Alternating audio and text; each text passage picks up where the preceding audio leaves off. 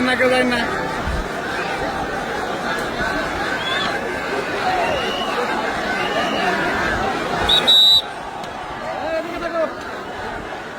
আরে ভাই এদিকে লাইন না ভাই, আগে মানে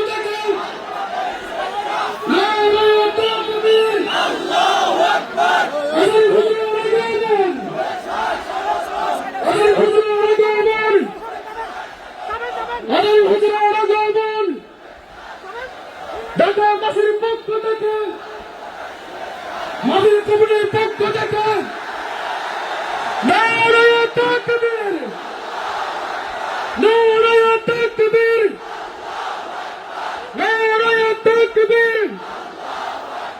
আজারি হুজুরের আগমন, আজারি হুজুরের আগমন, নারায়ে তাকবীর। إن الحمد لله نحمده ونستعينه ونستغفره ونؤمن به ونتوكل عليه ونعوذ بالله من شرور أنفسنا ومن سيئات أعمالنا من يهده الله فلا مضل له ومن يضلل فلا هادي له أي فلن تجد له وليا مرشدا ونشهد أن لا إله إلا الله وحده لا شريك له هو الذي لا ضد له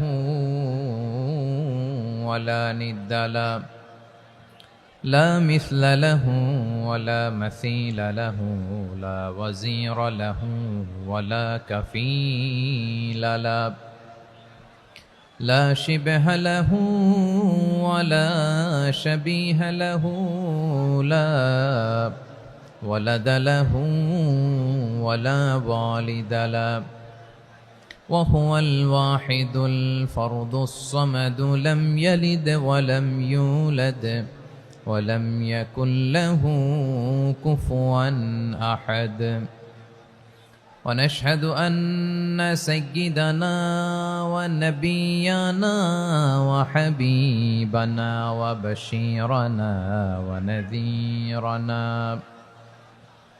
وطبيبنا وطبيب قلوبنا وحبيبنا وحبيب ربنا محمدا عبد الله ورسوله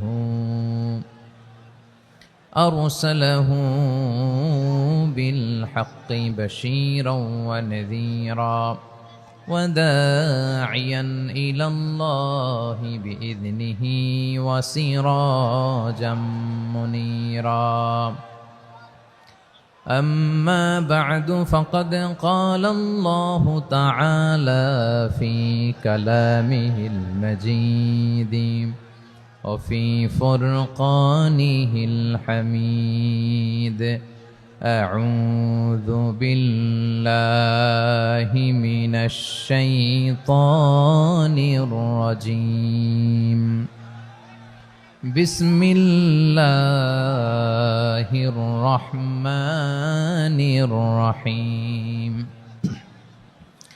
هو الله الذي لا إله إلا هو عالم الغيب والشهادة هو الرحمن الرحيم هو الله الذي لا إله إلا هو الملك القدوس السلام المؤمن المهيمن العزيز الجبار المتكبر سبحان الله عما يشركون هو الله الخالق البارئ المصور له الأسماء الحسنى يسبح له ما في السماوات والأرض وهو العزيز الحكيم إن الله وملائكته يصلون على النبي يا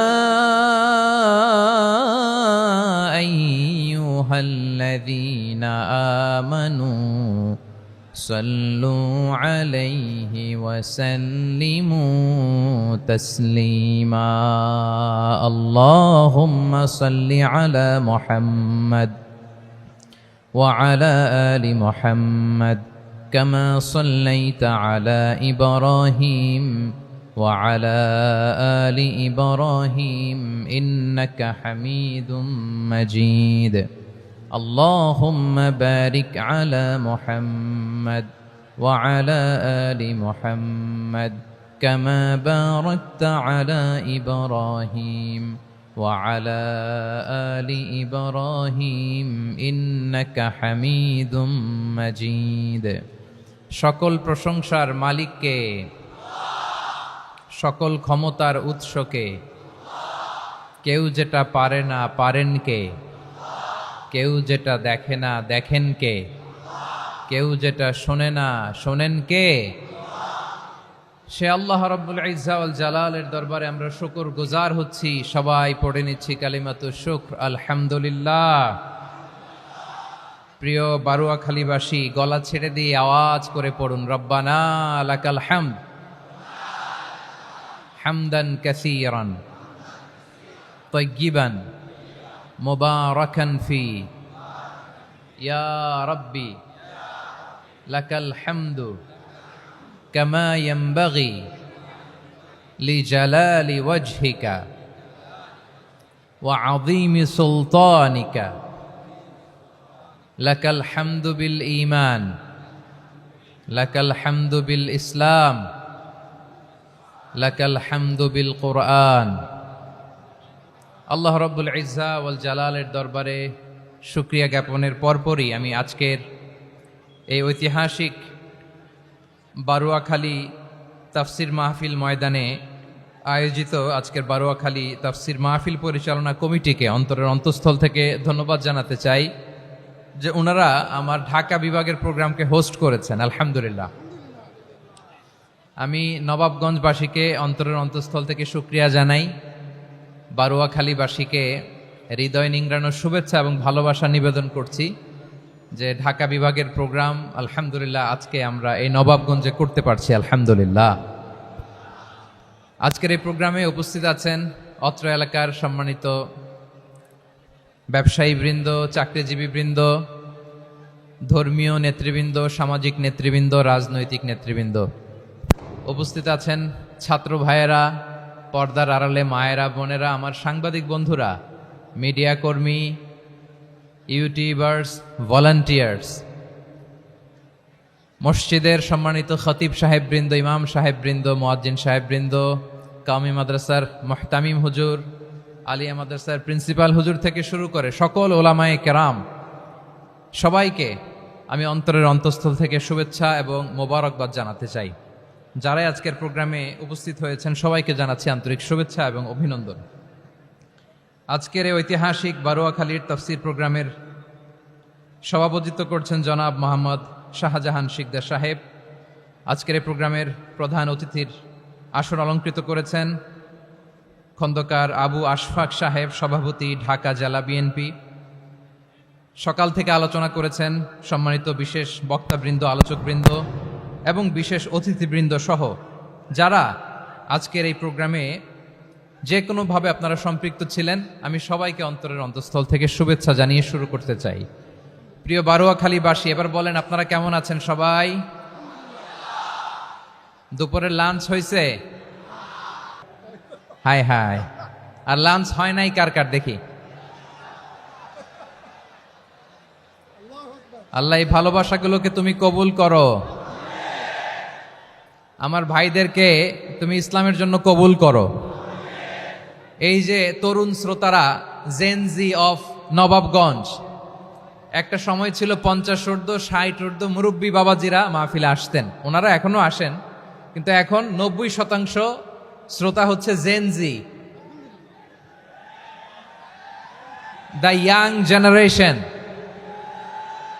the future heroes and icon of Bangladesh.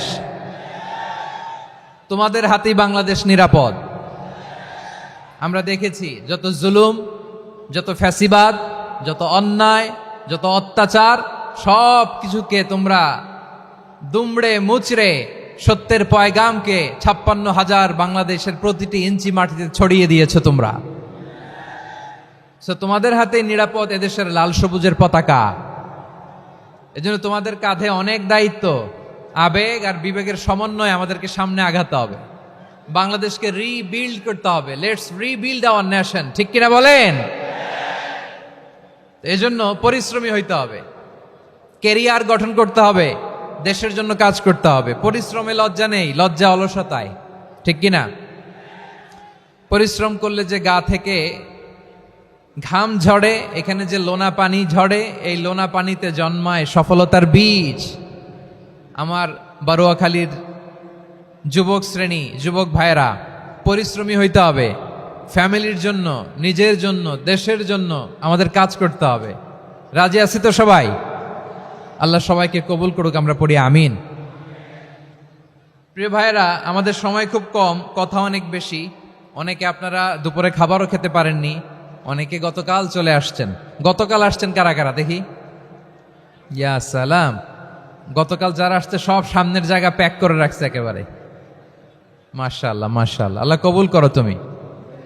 প্রিয় ভাইয়েরা, আজকের প্রোগ্রামটি খুবই সুশৃঙ্খল, ওয়েল অর্গানাইজড, ওয়েল ডিসিপ্লিন। বসুন বসুন, থামুন, কিছুই বলা লাগতেছে না আমার। আলহামদুলিল্লাহ, আলহামদুলিল্লাহ। আপনারা যে যেখানে আছেন বসতে পেরেছেন বসুন, দাঁড়িয়ে আছেন দাঁড়িয়ে শুনুন। আমার সাউন্ড ঠিকঠাক মতো শুনতে পাচ্ছেন তো? হ্যাঁ, পাচ্ছেন? মাশাআল্লাহ, মাশাআল্লাহ। সাউন্ডটা খুব একটা ক্লিন মনে হচ্ছে না, ক্লিন না, কেমন যেন দুইবার আওয়াজ শুনতেছি আমি। সাউন্ডটাকে একটু স্ট্রং এবং ক্লিন করে দেওয়ার চেষ্টা করবেন মাইক অপারেটর ভাই যিনি আছেন। তাহলে আমরা কিছু কথা কোরআন থেকে পেশ করবার চেষ্টা করব ইনশাআল্লাহ। প্রিয় ভাইয়েরা, এখন আপনারা যেমনি চুপচাপ, শেষ পর্যন্ত চুপচাপ থাকবেন তো? হ্যাঁ, আমি ওঠার আগে কে কে উঠবেন হাত তোলেন দেখি।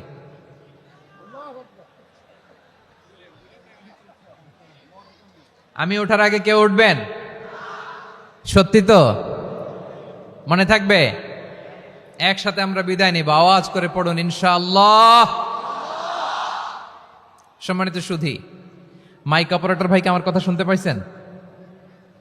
যদি শুনতে পেয়ে থাকেন মেহেরবানি করে সাউন্ডটা একটু স্ট্রং করতে হবে, স্ট্রং মজবুত করতে হবে এবং ক্লিন করতে হবে। মেহেরবানি করে আপনি একটু ট্রাই করেন, আমরা আগাচ্ছি। সম্মানিত সুধী, আজকে আমি আমার খুতবার শুরুতে সূরা হাশরের শেষ 3 আয়াত তেলাওয়াত করেছি। মুখস্থ আছে না সবার? বাংলাদেশে ফজরের নামাজে প্রত্যেক মসজিদে যখন তাসবিহ পড়ে ইমাম সাহেব এটা তালিম দেয় না, তালকিন দেয় না? প্রিয় বারোয়াখালীবাসী, মুখস্থ আছে না সবার? জি ইনশাআল্লাহ। আজকে সূরাতুল হাশরের এই শেষ 3 আয়াতের তাফসীর আপনাদের সামনে উপস্থাপন করার চেষ্টা করব ইনশাআল্লাহ। কোরআনের অনেক জায়গায় আল্লাহ তাআলা নিজের পরিচয় দিয়েছেন। নিজের পরিচয় তিনি বিভিন্ন আয়াতে বিভিন্ন সূরায় পেশ করেছেন। 3টি জায়গায় খুব এক্সক্লুসিভলি আল্লাহ তাআলা নিজের পরিচয় দিয়েছেন। এক হচ্ছে সূরা বাকারার 255 নম্বর আয়াতে, মানে আয়াতুল কুরসি। এর মধ্যে 9টা বাক্য আছে, 9টা বাক্য মিলে একটা আয়াত। এই আয়াতে আল্লাহ তাআলা খুব চমৎকার ভঙ্গিমায়, চমৎকার ভাষা শৈলী ব্যবহার করে, খুব উচ্চাঙ্গের আরবি সাহিত্য দিয়ে একটি আয়াত নাজিল করেছেন। এই আয়াতটার নাম হচ্ছে আয়াতুল কুরসি। বিশ্বনবী বলেন, মান কারা আয়াতুল কুরসি দুবুরা কুল্লি সালাতিন মাকতুবাতিন লাম ইয়ামনাহু মিন দুখুলিল জান্নাতি ইল্লাল মাউত। প্রত্যেক ফরজ নামাজের পরে যে আয়াতুল কুরসি পড়বে তার জান্নাতে যাওয়ার ক্ষেত্রে আর কোনো বাধা থাকে না, একটা জিনিস ছাড়া, সেটা হচ্ছে মৃত্যু, মরণ। লোকটা মরে না তাই জান্নাতে যায় না, মরলেই জান্নাতি। এই আয়াতুল কুরসির এই আয়াতে আল্লাহ তাআলা খুব স্পষ্টভাবে নিজের পরিচয় তুলে ধরেছেন। আবার সূরাতুল ইখলাসের ভেতরে আল্লাহ তাআলা খুব চমৎকার ভঙ্গিমায় তিনি নিজের পরিচয় তুলে ধরেছেন। অনুরূপভাবে সূরা হাশরের শেষ 3 আয়াতেও আল্লাহ তাআলা খুব চমৎকার ভাবে নিজের পরিচয় তুলে ধরেছেন। আওয়াজ করে পড়ুন সুবহানাল্লাহ। আমরা সূরা হাশরের শেষ 3 আয়াতের তাফসীর আজকে আমরা শুনব। আসুন আমরা আমাদের রবকে চিনে নেই। আজকের আলোচনার টপিক হচ্ছে আসুন আমাদের রবকে চিনি। আসুন আমাদের, সবাই বলুন, আসুন আমাদের রবকে চিনি। আজকের আমার ঢাকা বিভাগের প্রোগ্রাম থেকে, এই নবাবগঞ্জ বারোয়াখালীর প্রোগ্রাম থেকে আমরা আমাদের রবকে চিনে যাব ইনশাআল্লাহ। বলেন সবাই। সূরা হাশরের শেষ 3 আয়াতের একটা বিশেষ ফজিলত আছে, এটা আপনারা পড়বেন। কি ফজিলত? বিষ্ণু ইসা ইসলাম বলেন, মান ক্বালা হিনা ইউসবিহু সালাসা মাররাতিন আউযু বিল্লাহিস সামিউল আলীম মিনাশ শাইতানির রাজীম সুম্মা ক্বারাআ সালাসা আয়াতিন মিন আখিরি সূরাতিল হাশরি ওয়াক্কালাল্লাহু বিহি ৭০,০০০ মালাকিন ইউসাল্লুনা আলাইহি ওয়া ইন মাতা ফি যালিকাল ইয়াউমি মাতা শাহীদান। বিশ্বনবী মুহাম্মদুর রাসূলুল্লাহ সাল্লাল্লাহু আলাইহি ওয়াসাল্লাম ইরশাদ করেন, যে ব্যক্তি সকালবেলা 3 বার তেলাওয়াত করবে আউযু বিল্লাহিস সামিউল আলীম মিনাশ শাইতানির রাজীম, এরপরে সূরা হাশরের শেষ 3টি আয়াত তেলাওয়াত করবে, রব্বুল আলামিন ওই ব্যক্তির জন্য ৭০,০০০ ফেরেশতা নিয়োগ দিবেন যারা সারা দিন ওই লোকের জন্য মাগফিরাতের দোয়া করবে। শুধু এখানেই শেষ নয়, বিশ্বনবী ফরমান, ওয়া ইন মাতা ফি যালিকাল ইয়াউমি মাতা শাহীদান, ওই দিন যদি ওই ব্যক্তিটা ইন্তেকাল করে সে শহীদ হয়ে কিয়ামতের দিন আল্লাহর সামনে দাঁড়াবে। সকালবেলা যদি পড়েন 3 বার আউযু বিল্লাহিস সামিউল আলীম মিনাশ শাইতানির রাজীম 3 বার পড়ে সূরা হাশরের শেষ 3 আয়াত যদি তেলাওয়াত করেন, তাহলে আপনার জন্য আল্লাহ তাআলা ৭০,০০০ ফেরেশতা নিয়োগ করবে। সারা দিন তারা আপনার জন্য মাগফিরাতের দোয়া করবে, আর ওই দিন ইন্তেকাল করলে আল্লাহ তাআলা শহীদ হিসেবে আপনাকে কিয়ামতের দিন দাঁড় করাবে। সুবহানাল্লাহ, এত আস্তে। আবার সন্ধ্যাবেলায় যদি পড়েন, সারা রাতের জন্য 70,000 ফেরেশতা মাগফিরাতের দোয়া করবে। ওই রাতে মারা গেলে শাহাদাতের মৃত্যু নসিব হয়ে যাবে। এজন্য এই দোয়াটা পড়ার দরকার আছে না নাই? আযকারুস সাবাহি ওয়াল মাসা, সকাল সন্ধ্যার যে জিকির, এই জিকিরের অন্তর্ভুক্ত করে নেবেন এই ওয়াজিফাটা। যে হাদিসটা বর্ণনা করলাম সুনানে তিরমিজির হাদিস, যদিও হাদিসটা সনদের দিক থেকে দাঈফ, কিন্তু মুহাদ্দিসিন একরাম বলেছেন যেহেতু এটা ফাজাইলুল আমালের হাদিস, এটা পড়ার ক্ষেত্রে কোনো নিষেধাজ্ঞা নাই, এটা পড়া যাবে। সো সকাল সন্ধ্যা যদি সুযোগ হয় এই ওয়াজিফাটা যেন আমরা পড়ি। এই 3টি আয়াতের ভেতরে আল্লাহ তাআলা তার 14টি গুণবাচক নাম উল্লেখ করে দিয়েছেন। কয়টি? আওয়াজ করে বলেন তো, যারা শুনতে পেয়েছেন বলেন। এই 3টি আয়াতের মধ্যে আল্লাহর কয়টি সুন্দর সুন্দর গুণবাচক নাম আছে বলেন তো? কয়টি? সবাই বলেন কয়টি? 14টি গুণবাচক নাম, চমৎকার চমৎকার নাম। যে নামগুলো যদি আমরা আজকে পড়ি, শুনি, জানি, আল্লাহ তাআলা সম্পর্কে ব্যাপক ধারণা, ইনডেপথ, আমার রব সম্পর্কে ইনডেপথ নলেজ নিয়ে আজকে আমরা ফিরতে পারবো ইনশাআল্লাহ। বলেন সবাই। আসুন আমরা আল্লাহ তাআলার এই চমৎকার চমৎকার 14টি নামের ব্যাখ্যা বিশ্লেষণ আজকের এই তাফসীর ময়দান থেকে জানি। প্রিয় ভাইয়েরা, আল্লাহর অনেক সুন্দর সুন্দর নাম আছে। আমাদের উচিত এই নামগুলো দিয়ে আল্লাহকে ডাকা। ভাই, তোমরা যদি ড্রোন একেবারে আমার মাথার সামনে নিয়ে আসো তাইলে হবে? একটা নিরাপদ দূরত্বে রাখতে হবে, এই ড্রোনের সাউন্ড যেন আমি না পাই। সেফ জোনে থাকতে হবে, দূরে থাকো। সম্মানিত ভাইয়েরা, আল্লাহ তাআলার চমৎকার চমৎকার অনেক নাম আছে যেগুলো আল্লাহ তাআলা কোরআনে উল্লেখ করেছেন। আল্লাহর আসল নাম হচ্ছে আল্লাহ। আসল নাম কি? সবাই বলুন, আসল নাম কি? কি মাঝখানে কি সমস্যা?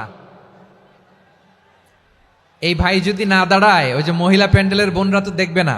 ভাই আপনি একটু বসেন, মাঝে মাঝে একটু দাঁড়াবেন। ঠিক আছে, ঠিক আছে, হ্যাঁ হয়েছে। আল্লাহ তাআলার আসল নাম হচ্ছে আল্লাহ। আওয়াজ করে আল্লাহর একটা ডাক দেন, বলেন আল্লাহ। মন থেকে, হৃদয়ের গহীন থেকে, হৃদয় নিংড়ানো মনের সবটুকুন ভালোবাসাকে উজাড় করে দিয়ে আল্লাহর নামটা জপেন তো, পড়েন তো আল্লাহ। কেমন লাগে? ভালো লাগে? এর চেয়ে সুন্দর মধুমাখা নাম, জাদুমাখা নাম আর আছে? দু একজন বলছে নাই। আওয়াজ করে বলেন, এর চেয়ে সুন্দর নাম আর আছে? আল্লাহ নাম যতই জপি ততই মধুর লাগে, নামে এত জাদু থাকে কে জানি তো আগে। আল্লাহ নাম যতই জপি, ও নাম জপে প্রিয়তম, ও নাম জপে মজনু সম, ওই নামে পাপিয়া গাহে হৃদয় গোলাপে বাগে। আল্লাহ নাম যতই জপি। আল্লাহু আকবার। এত মধুর নাম আর দ্বিতীয়টা নাই। যতই জপি ততই ভাল লাগে, ঠিক কিনা বলেন? এজন্য রব্বুল আলামিন বলেন, ওয়ালিল্লাহিল আসমাউল হুসনা ফাদউহু বিহা ওয়া যারুল্লাযীনা ইউলহিদুনা ফি আসমাই সায়ুজজাউনা মা কানু ইয়ামালুন।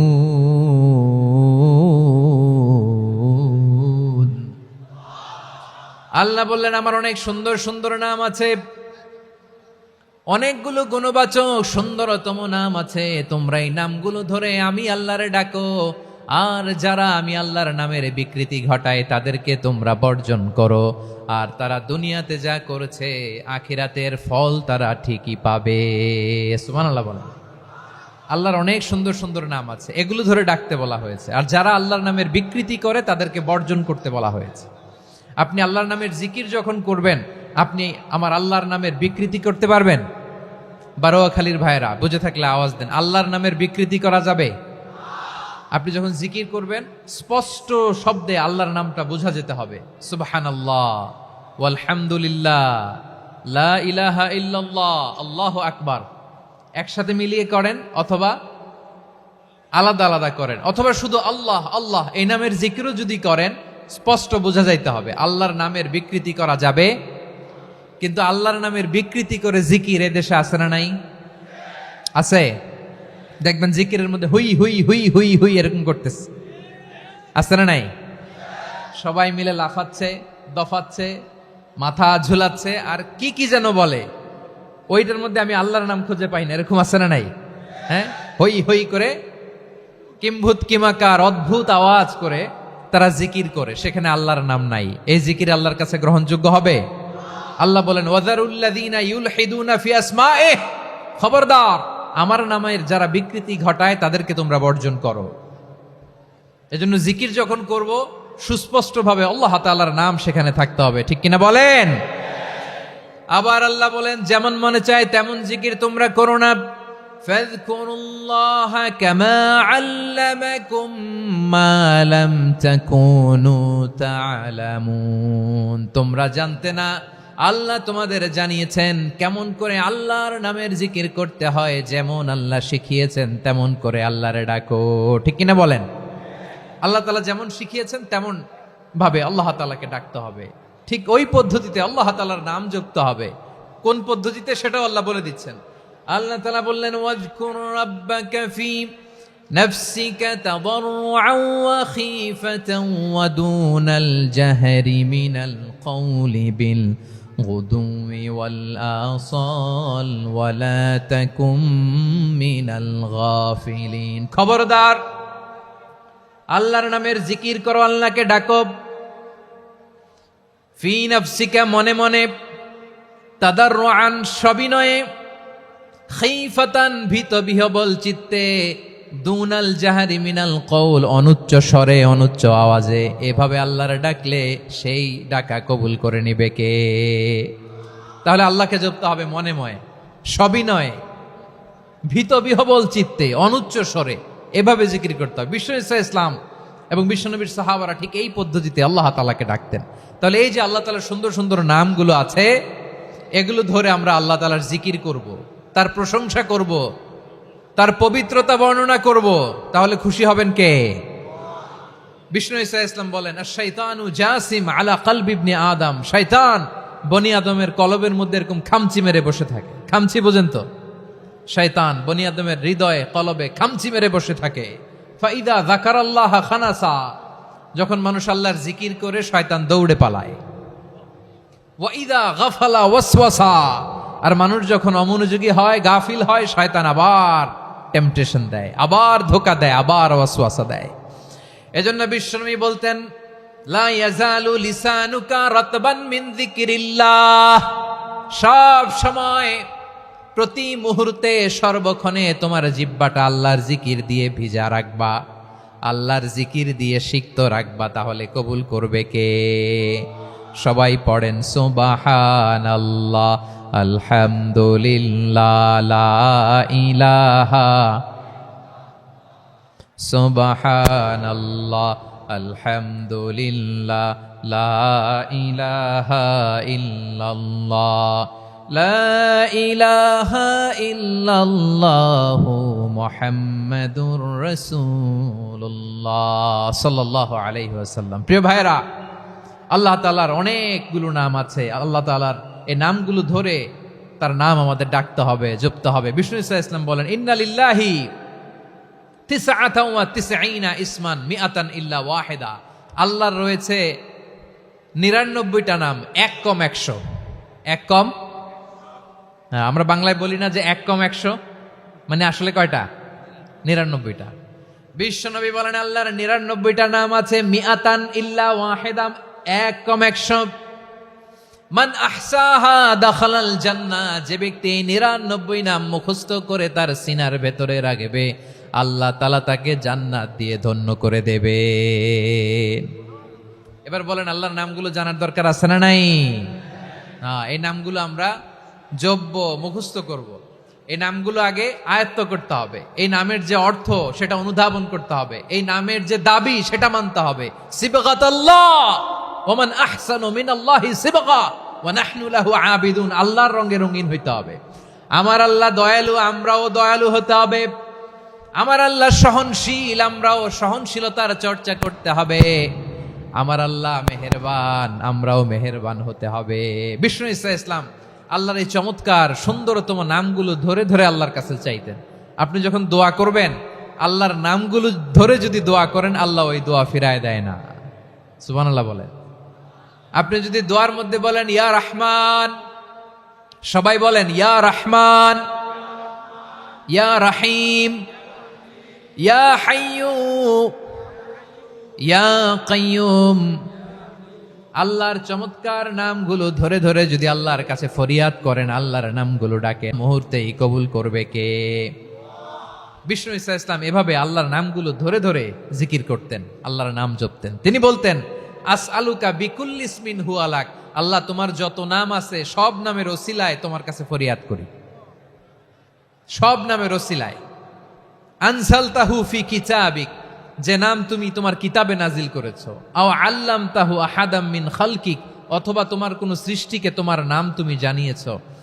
আও ইস্তাসারতা বিহি ফি ইলমিল গায়বি ইনদাক, অথবা গায়েবের জ্ঞানে তুমি তোমার নিজের জন্য ওই নামগুলো সংরক্ষিত রেখে দিয়েছো। সব নামের ওসিলায় তোমার কাছে চাই। সুবহানাল্লাহ পড়েন।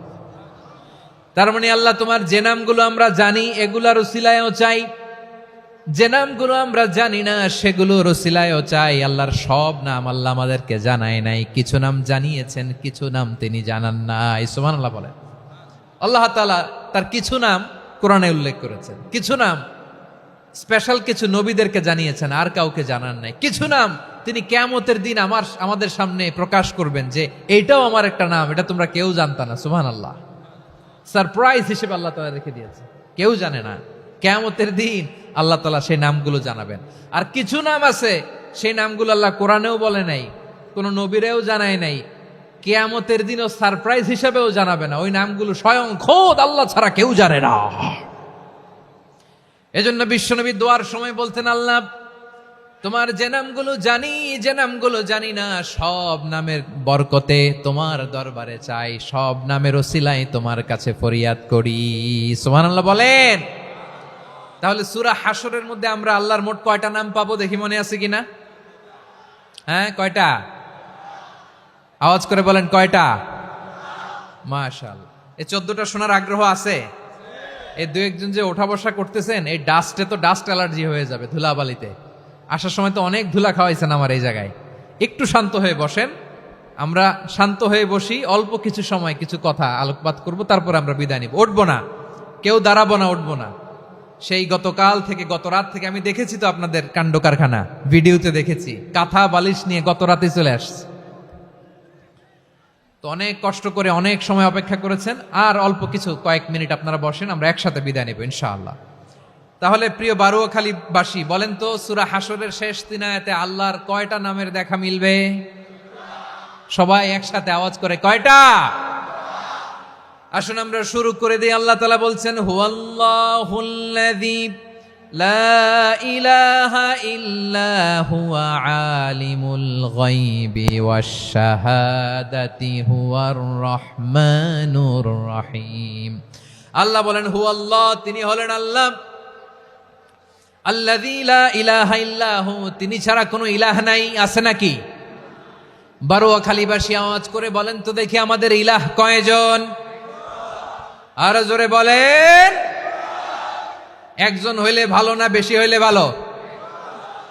ওয়া ইলাহুকুম ইলাহু ওয়াহিদুন লা ইলাহা ইল্লা হুয়ার রহমানুর রহিম।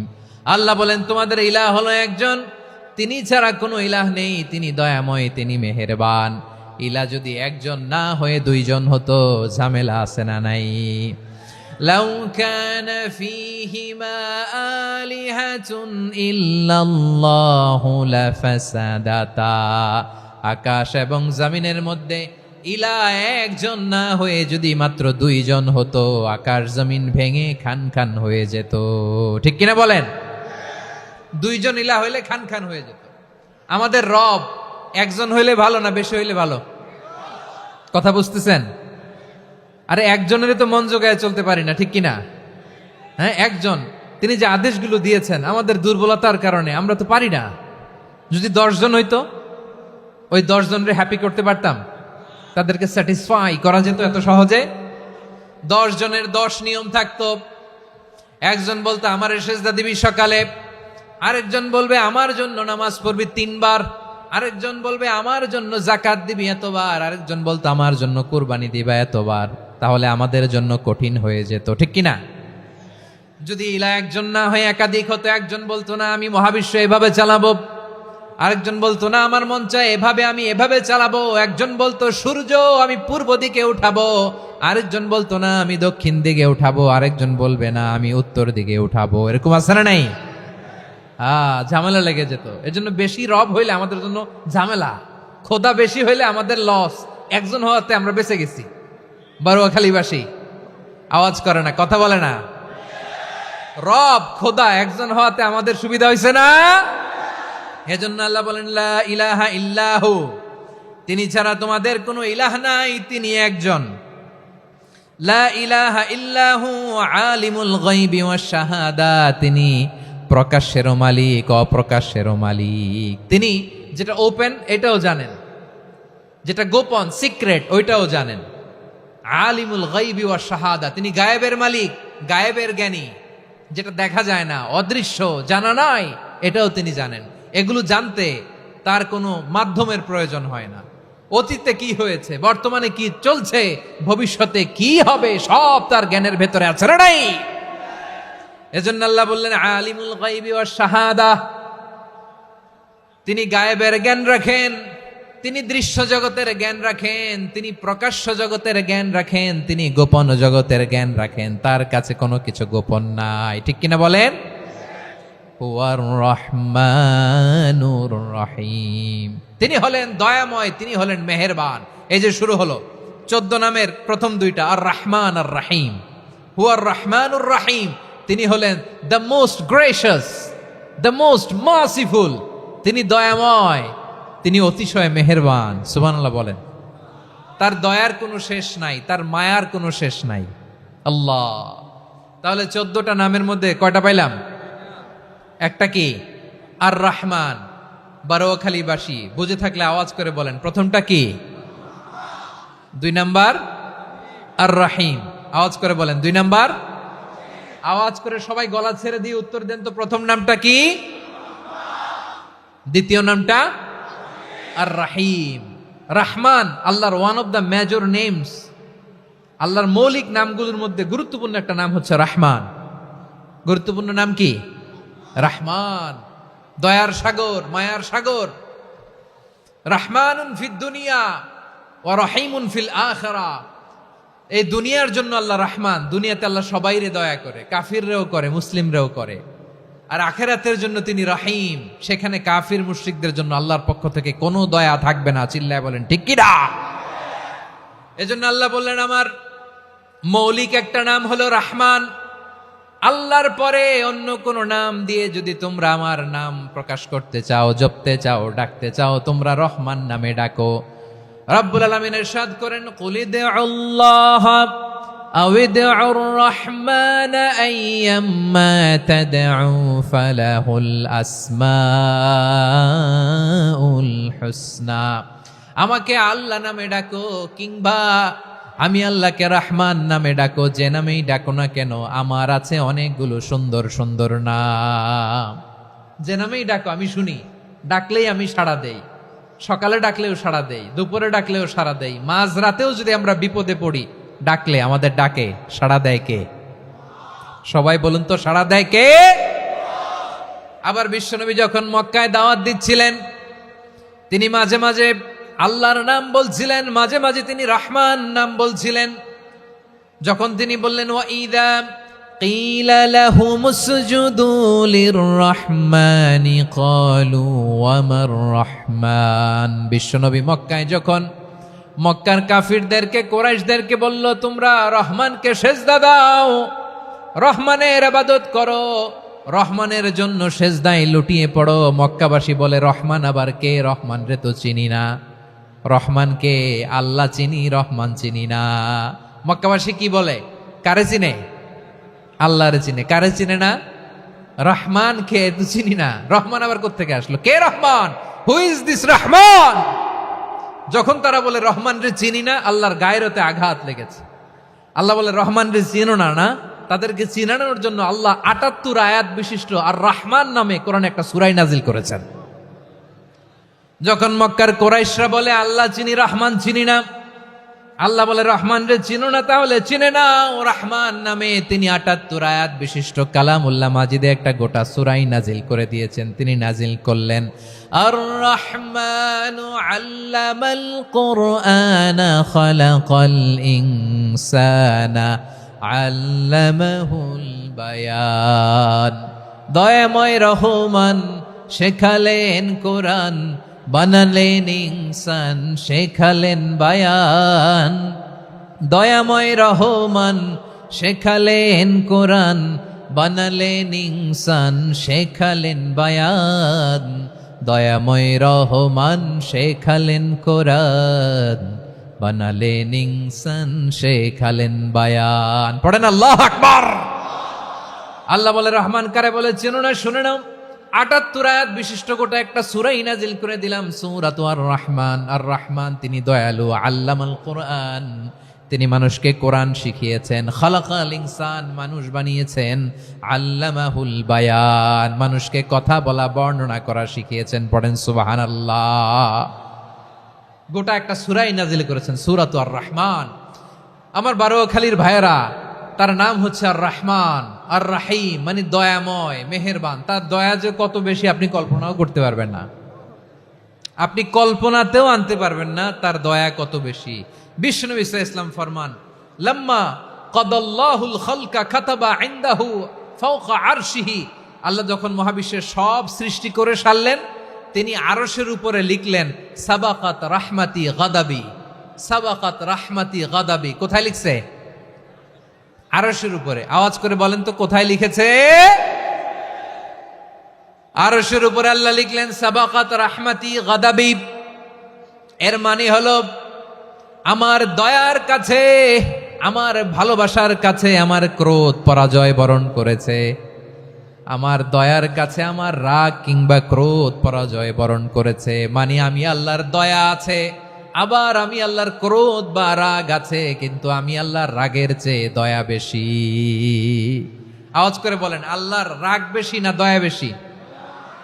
আল্লাহর যদি রাগ থাকতো আমরা বাঁচতে পারতাম? যে পরিমাণে আকাম কুকাম আমরা করি, অপকর্ম করি, অন্যায় করি, জুলুম করে জুলুমের আড্ডাখানা বানিয়ে রেখেছি গোটা দুনিয়াকে, আল্লাহ যদি মুহূর্তে মুহূর্তে রেগে যেতেন আমরা বাঁচতে পারতাম? মহাবিশ্ব সৃষ্টির পরেই তিনি আরশের উপরে লিখেছেন সাবাকাত রাহমাতি গাদাবি, মানে আমি আমার দয়ার কাছে আমি আল্লাহর ক্রোধ, রাগ, ক্ষোভ এটা পরাজিত হয়েছে। সুবহানাল্লাহ বলেন। আবার বিষ্ণু বললেন জাআলাল্লাহুর রাহমাতা মিয়াতা জুজ। আল্লাহ দয়ার ভালোবাসাকে ১০০ টুকরা করলেন, ৯৯ টুকরা দয়া মায়া ভালোবাসা আল্লাহ নিজের কাছে রেখে দিলেন, আর ১ টুকরা দয়া মায়া ভালোবাসা আল্লাহ গোটা বিশ্বের সবার মাঝে ঢেলে দিলেন। দয়া মায়া ভালোবাসা ১০০ টুকরা করে আল্লাহ নিজের কাছে রাখছেন কয় টুকরা? সবাই বলেন ৯৯ টুকরা। আর গোটা বিশ্বের সবার মাঝে ভাগ করে দিয়েছেন কয় টুকরা? এবার এই ১ টুকরার নমুনা দেখেন তো পৃথিবীতে। স্বামী স্ত্রীর জন্য কত ভালোবাসা, বন্ধু বন্ধুর জন্য কত ভালোবাসা, গার্লফ্রেন্ড বয়ফ্রেন্ডের জন্য গলায় ফাঁস লাগায়, আছে না নাই? এই এখন গলার আওয়াজ বাড়ছে ইয়াংদের। হুজুর এখন গার্লফ্রেন্ড বয়ফ্রেন্ডের ভিতরে ঢুকছে, এখন আমরা আছি হুজুর। জেগে উঠছে বারোয়াখালী। দেখেন এই তো কয়েকদিন আগেই তো, কত বছরের ১২ না কত বছরের এক মেয়ে, কত বছর? ১১। ওই দেখেন সব মুখস্থ দুষ্টগুলার, আর কিছু মুখস্থ না থাকলে এগুলো মুখস্থ। ১১ বছরের, তারে কি বলবো, তরুণীও তো না, কিশোরী। এই কিশোরী ভালোবাসার টানে বাপ মা থুইয়া চলে গেছে কোথায়? দেখেন ভালোবাসারে আল্লাহ ১০০ টুকরা করেছেন, ৯৯ টুকরা ভালোবাসা আল্লাহ নিজের জন্য রেখেছেন, ১ টুকরা আমাদের সবাইকে ভাগ করে দিয়েছেন।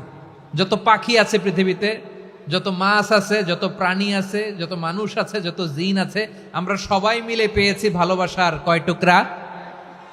আর আরশে আজিমের অধিপতি আল্লাহ তিনি তার কাছে ভালোবাসা রেখে দিয়েছেন কয় টুকরা?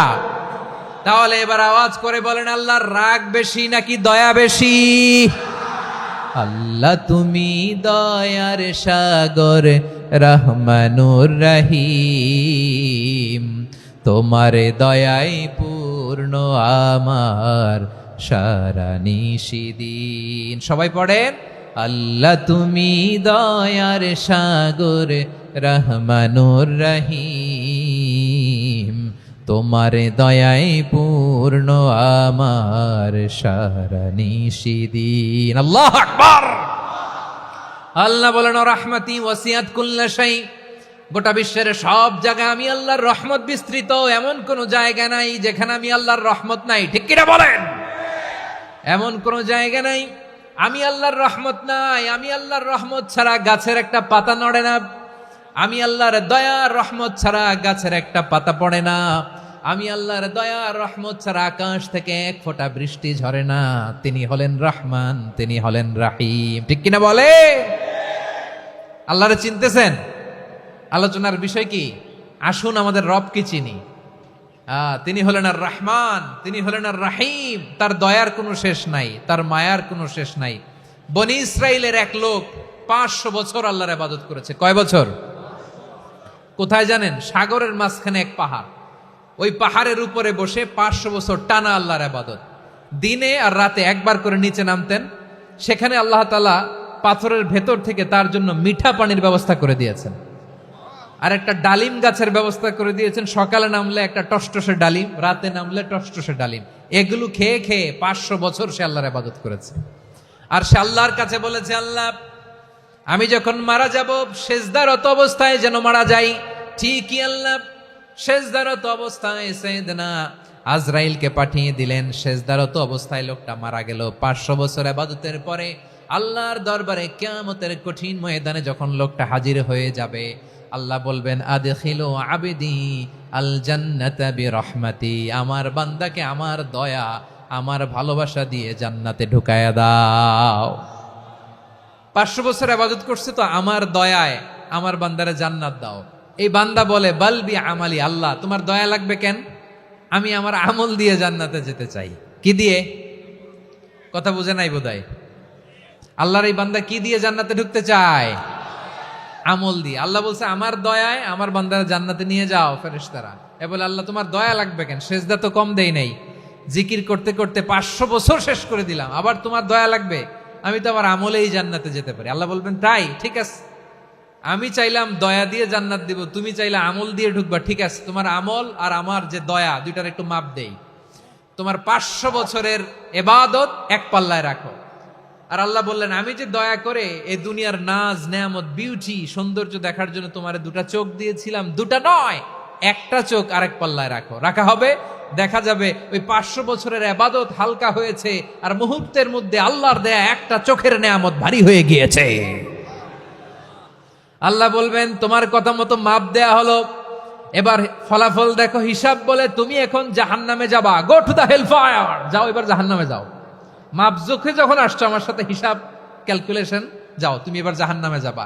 এবার লোকটা কাচুমাচু করে বলে, আল্লাহ আমি বুঝি নাই, আল্লাহ আমি বুঝতে পারি নাই, খেয়াল করি নাই, তুমি আমারে ক্ষমা করো, তুমি আমারে মাফ করো। ও আল্লাহ, এবার আমি টের পেয়েছি, এবার আমি বুঝতে পেরেছি, তোমার দয়া ছাড়া দুনিয়ায় কেউ জান্নাতে যেতে পারবে না, কেউ পারবে না। আল্লাহ বললেন, ওরে গোলাম, তুই তো কিছুই ছিলি না, অস্তিত্বহীনতা থেকে তোরে অস্তিত্বে আনলো কে? ওই ছোট্ট শুক্রাণু থেকে মায়ের পেটে 9 মাস ধরে খাবার দিয়েছে কে? আবার সুস্থতার সাথে দুনিয়ার বুকে তোরে ডেলিভারির ব্যবস্থা করে দিল কে? আবার তোর মায়ের বুকের ভেতরে 2টা খাবারের লাইনের ব্যবস্থা করে দিল কে? আবার তোকে শৈশব পেরিয়ে কৈশোর পেরিয়ে তারুণ্য, তারপরে যৌবন, এগুলো দান করলো কে? তার চেয়েও বড় কথা, পাহাড়ের মাঝখানে, সাগরের মাঝখানে 500 বছর ইবাদত করার শক্তি তোর গায়ে দিয়েছে কে?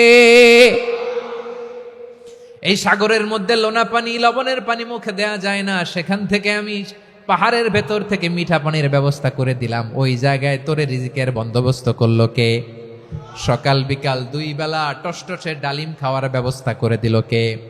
তোর আবদার ছিল আল্লাহ আপনি আমারে সেজদারত অবস্থায় রুহু কবজ করবেন, তোর শেষ আবদারটাও পূরণ করেছে কে? ও গোলাম, আমার রহমতের তুলনায়, আমার নেয়ামতের তুলনায় তোর 500 বছরের ইবাদতের কোনো ওজনই হবে না। গোটা বিশ্বের কেউ কোনোদিন আমার জান্নাতে ঢুকতে পারবে না আমি আল্লাহর দয়া ছাড়া। হুয়ার রহমানুর রহিম, তিনি দয়াময়, তিনি মেহেরবান। জিব্রাইল আলাইহিস সালাম বিশ্বনবীর এই লম্বা হাদিসটা যখন শোনালেন, আমি যা যা বলছি এটা বিশাল এক হাদিসের অনুবাদ। বললেন, ইয়া মুহাম্মদ, এই দুনিয়ার সবটাই চলে আল্লাহর রহমত দিয়ে। হাদিসের শেষ কথা, সব চলে আল্লাহর কি দিয়ে? তখন বিশ্বনবী সাহাবাদের বললেন, ও সাহাবারা শোনো, আল্লাহর জান্নাতে কেউ কোনোদিন প্রবেশ করতে পারবে না তার রহমত ছাড়া। সাহাবারা বললেন, ইয়া রাসূলুল্লাহ, আপনিও না, আপনিও কি আল্লাহর রহমত ছাড়া প্রবেশ করতে পারবেন না? বিশ্বনবী বললেন, না, আমিও না, আমি বিশ্বনবীও আল্লাহর জান্নাতে আল্লাহর রহমত ছাড়া ঢুকতে পারবে না। তবে কিয়ামতের দিন আল্লাহর রহমত আমার চারদিকে বেষ্টনী দিয়ে থাকবে।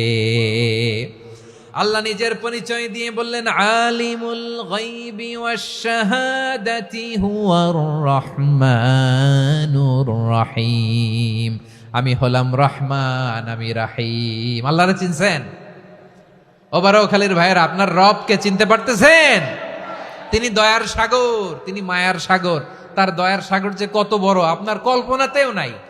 এজন্য আপনার পাপ যত বড় হোক, অন্যায় যত বড় হোক, অপরাধ যত বড় হোক, আপনার জুলুম যত বড় হোক, আল্লাহর রহমান নামের দরিয়া তার চাইতেও বড়। আল্লাহ বললেন, খুলিয়া ইবাদিয়াল্লাযীনা আসরাফু আলা আনফুসিহিম লা তাকনাতু মির রাহমাতিল্লাহ ইন্নাল্লাহা ইয়াগফিরুয যুনুবা জামিআ ইন্নাহু হুয়াল গফুরুর রহিম। ও আমার গুনাহগার বান্দারা শোনো, জুলুম করেছো, ভুল করেছো, অন্যায় করেছো, আল্লাহর রহমত থেকে নিরাশ হয়ো না। আমরা বিশ্বাসীরা কঠিন কালে আল্লাহর রহমত থেকে নিরাশ হব না, ঠিক কিনা বলেন? আল্লাহর রহমত থেকে নিরাশ হবেন? ভুল করে ফেলছেন, আরে ভুল তো সবাই করে। পাপ হয়েছে, আরে পাপ তো সবার আছে, আপনারা সবাই পাপী, সবাই পাপী। যত পাপ হোক, ভুল হোক, অন্যায় হোক, অনুতপ্ত হয়ে তওবা করে, ওযু করে, জায়নামাজটা বিছিয়ে সেজদা দিয়ে চোখের পানি ছাড়েন। চোখের বেয়ে পড়া পানি আল্লাহর কাছে যে কত প্রিয়। অনুতপ্ত বান্দার চোখের পানির ফোঁটা তার চোখ বেয়ে, নাকের ডগা বেয়ে জমিনে ড্রপ করার আগেই আল্লাহর ওই বান্দার সব গুনাহ মাফ করে দেয়। আল্লাহ বললেন, আমি রহমানুর রহিম, আমি দয়াময়, আমি মেহেরবান। এরপর আল্লাহ বললেন, হুয়াল্লাহুল্লাযী লা ইলাহা ইল্লা হুয়াল মালিকুল কুদ্দুসুস সালামুল মুমিন। ওয়াল্লাহুল্লাযী, তিনি এমন আল্লাহ, লা ইলাহা ইল্লাহু, তিনি ছাড়া কোনো ইলাহ নাই। আল মালিক, তিনি হলেন আল মালিক। দুইটা শেষ, আর রহমান আর রাহিম শেষ। এবার আল্লাহ 3 নাম্বার গুণবাচক নামের পরিচয় দিচ্ছেন। আল্লাহ বলছেন, আমি হচ্ছি আল মালিক। আমি কি? মানে সম্রাট। আল মালিক মানে হচ্ছে the king, the king of kings. সব রাজার বড় রাজা, মহারাজা। তার চেয়ে বড় রাজা আর কেউ নাই, তার চেয়ে বড় সম্রাট আর কেউ নাই, তার চেয়ে বড় ক্ষমতাধর সত্তা মহাবিশ্বে দ্বিতীয় কেউ নাই। চিৎকার করে বলেন, ঠিক কিনা? তিনি আল মালিক। আল মালিক মানে ক্ষমতাধর, ক্ষমতার মালিক, রাজা ধীরাজ বাদশাহ। তার ক্ষমতা আর আমাদের ক্ষমতা একরকম নাকি? হ্যাঁ, আমাদের দুনিয়াতে ক্ষমতা অস্থায়ী ক্ষমতা, ঠিক কিনা বলেন? আইজ আছে কাল নাই, এরকম না ক্ষমতা? আল্লাহর ক্ষমতাও তো এরকম না, আইজ আছে কাল নাই এরকম। দুনিয়াতে দেখবেন কোন দেশের প্রেসিডেন্টের 4 বছরের ক্ষমতার মেয়াদ, কোন দেশে 5 বছরের। আল্লাহর কয় বছরের? 10 বছরের নাকি 20 বছর, 100 বছর। আল্লাহর ক্ষমতার মেয়াদ কতদিন বলেন? বুঝে থাকলে বলেন তো। চিরকাল তার ক্ষমতার মেয়াদ। চিল্লায় বলেন, ঠিক কিনা? নিরঙ্কুশ ক্ষমতা, একচ্ছত্র ক্ষমতা বলতে যা বুঝায়, এই ক্ষমতা একমাত্র আল্লাহরই আছে। আমাদের ক্ষমতার জন্য আমরা ডিপেন্ড করতে হয়, ওর ডিপেন্ড লাগে, ওই জনমত নেওয়া লাগে, ওই জনগণের কাছে যাওয়া লাগে, ভোট চাওয়া লাগে। এরা ভোট দিলে এরপরে আমরা আসবো, ঠিক কিনা? আবার জনগণ না চাইলে আমরা নাই। আল্লাহর ক্ষমতা কি এরকম? হ্যাঁ, আবার দেখবেন দুনিয়াতে ক্ষমতায় যাওয়ার জন্য জোট করা লাগে, জোট। জোটের রাজনীতি আছে না নাই? জোট হয়, শরিক হয়, এই হয় সেই হয়, নানাভাবে দুনিয়াতে ক্ষমতায় আসতে হয়। আল্লাহ বলে আমার ক্ষমতার জন্য কারো উপর বিন্দু পরিমাণ আমার ডিপেন্ড করা লাগে না। সৃষ্টির শুরু থেকে আমি ক্ষমতার চেয়ারে বসা, মহাবিশ্বের শেষ পর্যন্ত, সীমাহীন ভবিষ্যৎ পর্যন্ত আমি ক্ষমতার চেয়ারে থাকব। আমি হলাম আল মালিক, আমার ক্ষমতার কোনো কমতি নাই, কোনো ঘাটতি নাই। কেউ আমার ক্ষমতা থেকে নামাতে পারবে না। পারা যাবে? এই যে আমরা ফ্যাসিস্ট সরকারের যে আপনারা নামাই দিছেন গণ অভ্যুত্থান করে, মনে আছে? 5ই আগস্টের কথা ভুলে গেছেন এত তাড়াতাড়ি? মনে আছে? আছে। তা আমরা সবাই মিলে যদি একটা গণ অভ্যুত্থান করি, তাইলেই তো আল্লাহর ক্ষমতার চেয়ার থেকে নামায় ফেলানো যায়। হ্যাঁ, যাবে না? পারবো না আমরা? কি বলে, পারা যাবে না? আচ্ছা, আমরা না হয় পারলাম না, জিন জাতি যদি আমাদের সাথে জয়েন করে, ম্যানকাইন্ডের সাথে জিনকাইন্ড, ইফ দে জয়েন আস, সবাই মিলে একটা গণ অভ্যুত্থান, রেভলিউশন, ডেমনস্ট্রেশন, প্রোটেস্ট, সবাই মিলে যদি একটা অভ্যুত্থান করি, তাইলেই তো আল্লাহর ক্ষমতা শেষ। আওয়াজ করে বলেন, তাইলেই কি আল্লাহর ক্ষমতা শেষ হবে? এই যে বারোয়াখালীর ভাইয়েরা, এদিকে কি হচ্ছে আমি তো দেখতে পাচ্ছি, এরকম হইলো কেন? তোমরা খালি বোতল ছুড়লা কেন দু একজনের উপরে? হ্যাঁ, আমার দিকে তাকাও। প্রিয় ভাইয়েরা, শান্ত হন, আমার দিকে তাকান, আর অল্প কয়েক মিনিট আমার দিকে তাকান। কেউ কিছু ছুঁড়ে মারবেন না কারো দিকে, মেহরবানি করে আমার দিকে তাকান। তাহলে আমরা সবাই মিলে একটা গণ অভ্যুত্থান যদি করি, আল্লাহর ক্ষমতা থেকে নামানো যাবে? আল্লাহ বলেন না, আমি হলাম আল মালিক, আসল ক্ষমতার মালিক, the king of kings, the owner of ultimate power, the owner of ultimate authority, the owner of ultimate sovereignty. নিরঙ্কুশ একচ্ছত্র ক্ষমতার মালিক হচ্ছি আমি আল্লাহ। আল্লাহ তাআলা সূরা মুলকের শুরুতে বলছেন, তাবারাকাল্লাযী বিয়াদিহিল মুলকু ওয়া হুয়া আলা কুল্লি শাইইন কাদির। মহিমান্বিত সত্তা, যার হাতে ক্ষমতা, তিনি যা চান তাই করতে পারেন। আওয়াজ করে বলেন তো তিনি কে? আবার আল্লাহ বলেন, কুলিল্লাহুম্মা মালিকাল মুলকি তুতিল মুলকা মান তাশাউ ওয়া তানজিউল মুলকা মিম্মান তাশা ওয়া তুইজ্জু মান তাশাউ ওয়া তুযিল্লু মান তাশাউ বিয়াদিকাল খায়র ইন্নাকা আলা কুল্লি শাইইন কাদির। আল্লাহু আকবার। এ নবী, আপনি বলুন, আল্লাহুম্মা মালিকাল মুলক, আল্লাহ আপনি ক্ষমতার মালিক। তুতিল মুলকা মান তাশা, যাকে চান তারে ক্ষমতার চেয়ারে বসান। ওয়া তানজিউল মুলকা মিম্মান তাশা, যাকে চান তাকে ক্ষমতার চেয়ার থেকে ছুঁড়ে ফেলে দেন। তিনি কে? ক্ষমতার চেয়ারে বসায় কে? আবার মনে চাইলে আস্থা করে ছুঁড়ে নিক্ষেপ করেন, তিনি কে? আবার আল্লাহ বললেন, ওয়ালাম ইয়াকুল্লাহু শারীকুন ফিল মুলকি, আমার ক্ষমতায় কোনো শরিক নাই, কোনো জোট নাই, কোনো পার্টনার নাই, কোনো অংশীদার নাই। আবার আমি চলে গেলে আমার ক্ষমতার দাবিদারও কেউ নাই। আল্লাহু আকবার। এই দুনিয়াতে রাজা মারা গেলে পরের রাজা কে হয়? রাজার ছেলে রাজা, ঠিক কিনা বলেন? আল্লাহ চলে গেলে আরেকজন বসবে নাকি? এরকম না, তার ক্ষমতার সাথে দুনিয়ার ক্ষমতার কোনো মিলই নাই। এজন্য তিনি তার নাম দিয়েছেন আল মালিক। আল মালিক, the owner of power, the owner of ultimate power and sovereignty, the king of kings, সব রাজার বড় রাজা, মহারাজা আল মালিক, তিনি হচ্ছেন আল্লাহ। চিৎকার করে বলেন ঠিক কিনা? তিনি আসল ক্ষমতার অধিকারী। দুনিয়াতে যে আমরা ক্ষমতা নিয়ে কামড়াকামড়ি করি, মারামারি করি, কিয়ামতের দিন আল্লাহ জিজ্ঞেস করবেন, কই তোদের ক্ষমতা আজকে বল। কিয়ামতের সময় সব মানুষগুলো যখন ইন্তেকাল করবে, সব জিনেরা যখন ইন্তেকাল করবে, সব ফেরেশতারা যখন ইন্তেকাল করবে, বাকি থাকবে মালাকুল মাউত। মালাকুল মাউত এসে বলবে, আল্লাহ আপনার কথা মতো সবাই শেষ, মানুষগুলো নাই, জিনগুলো নাই, আমার সতীর্থ ফেরেশতাগুলো নাই, মহাবিশ্বে আর কেউ নাই। আল্লাহ বলে, এখন কে আছে? মালাকুল মাউত বলবে, আল্লাহ তুমি আছো আর আমি। তুমি তো আল হাইয়্যু আল কাইয়্যুম, অবিনশ্বর, শাশ্বত, চিরঞ্জীব, কোনোদিন মরবা না, তুমি আছো আর তোমার গোলাম আমি আছি আজরাইল। মহাবিশ্বে কয়জন আছে মাত্র? জোরে বলেন। এক হচ্ছেন, আর হচ্ছে মালাকুল মাউত। আল্লাহ তুমি আছো আমি আছি। আল্লাহ বলবে ঠিক আছে, এবার তোমার মরণের পালা, মুত ইয়া মালাকাল মউত, হে মৃত্যুর ফেরেশতা তুমি মরো। মালাকুল মাউত আল্লাহর আদেশ বাস্তবায়ন করতে যে বিকট একটা চিৎকার দিয়ে মৃত্যুবরণ করবে। ওই চিৎকার দুনিয়ার মানুষেরা, চিৎকারের আওয়াজ যদি দুনিয়ার মানুষেরা শুনতে পেত, দুনিয়ার মানুষের প্রত্যেকের কানের পর্দা ফেটে মুহূর্তের মধ্যে সব লাশ হয়ে জমিনে পড়ে রইত। ভয়ঙ্কর চিৎকার দিয়ে মালাকুল মাউত বিদায় নিবে, কেউ নাই। এবার বলেন তো, মহাবিশ্বে মহাশূন্য, কেউ নাই, উপরে নিচে সামনে পেছনে ডানে বায়ে কোন সত্তা, কোন জীবিত সত্তার আছে? একজন ছাড়া, তিনি কে?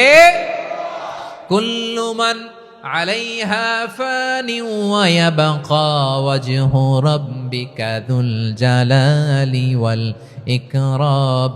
পড়েন, ফাবিআইয়ি আলাই রাব্বিকুমা তুকাযযিবান। কেউ থাকবে না একজন ছাড়া, একজন ছাড়া।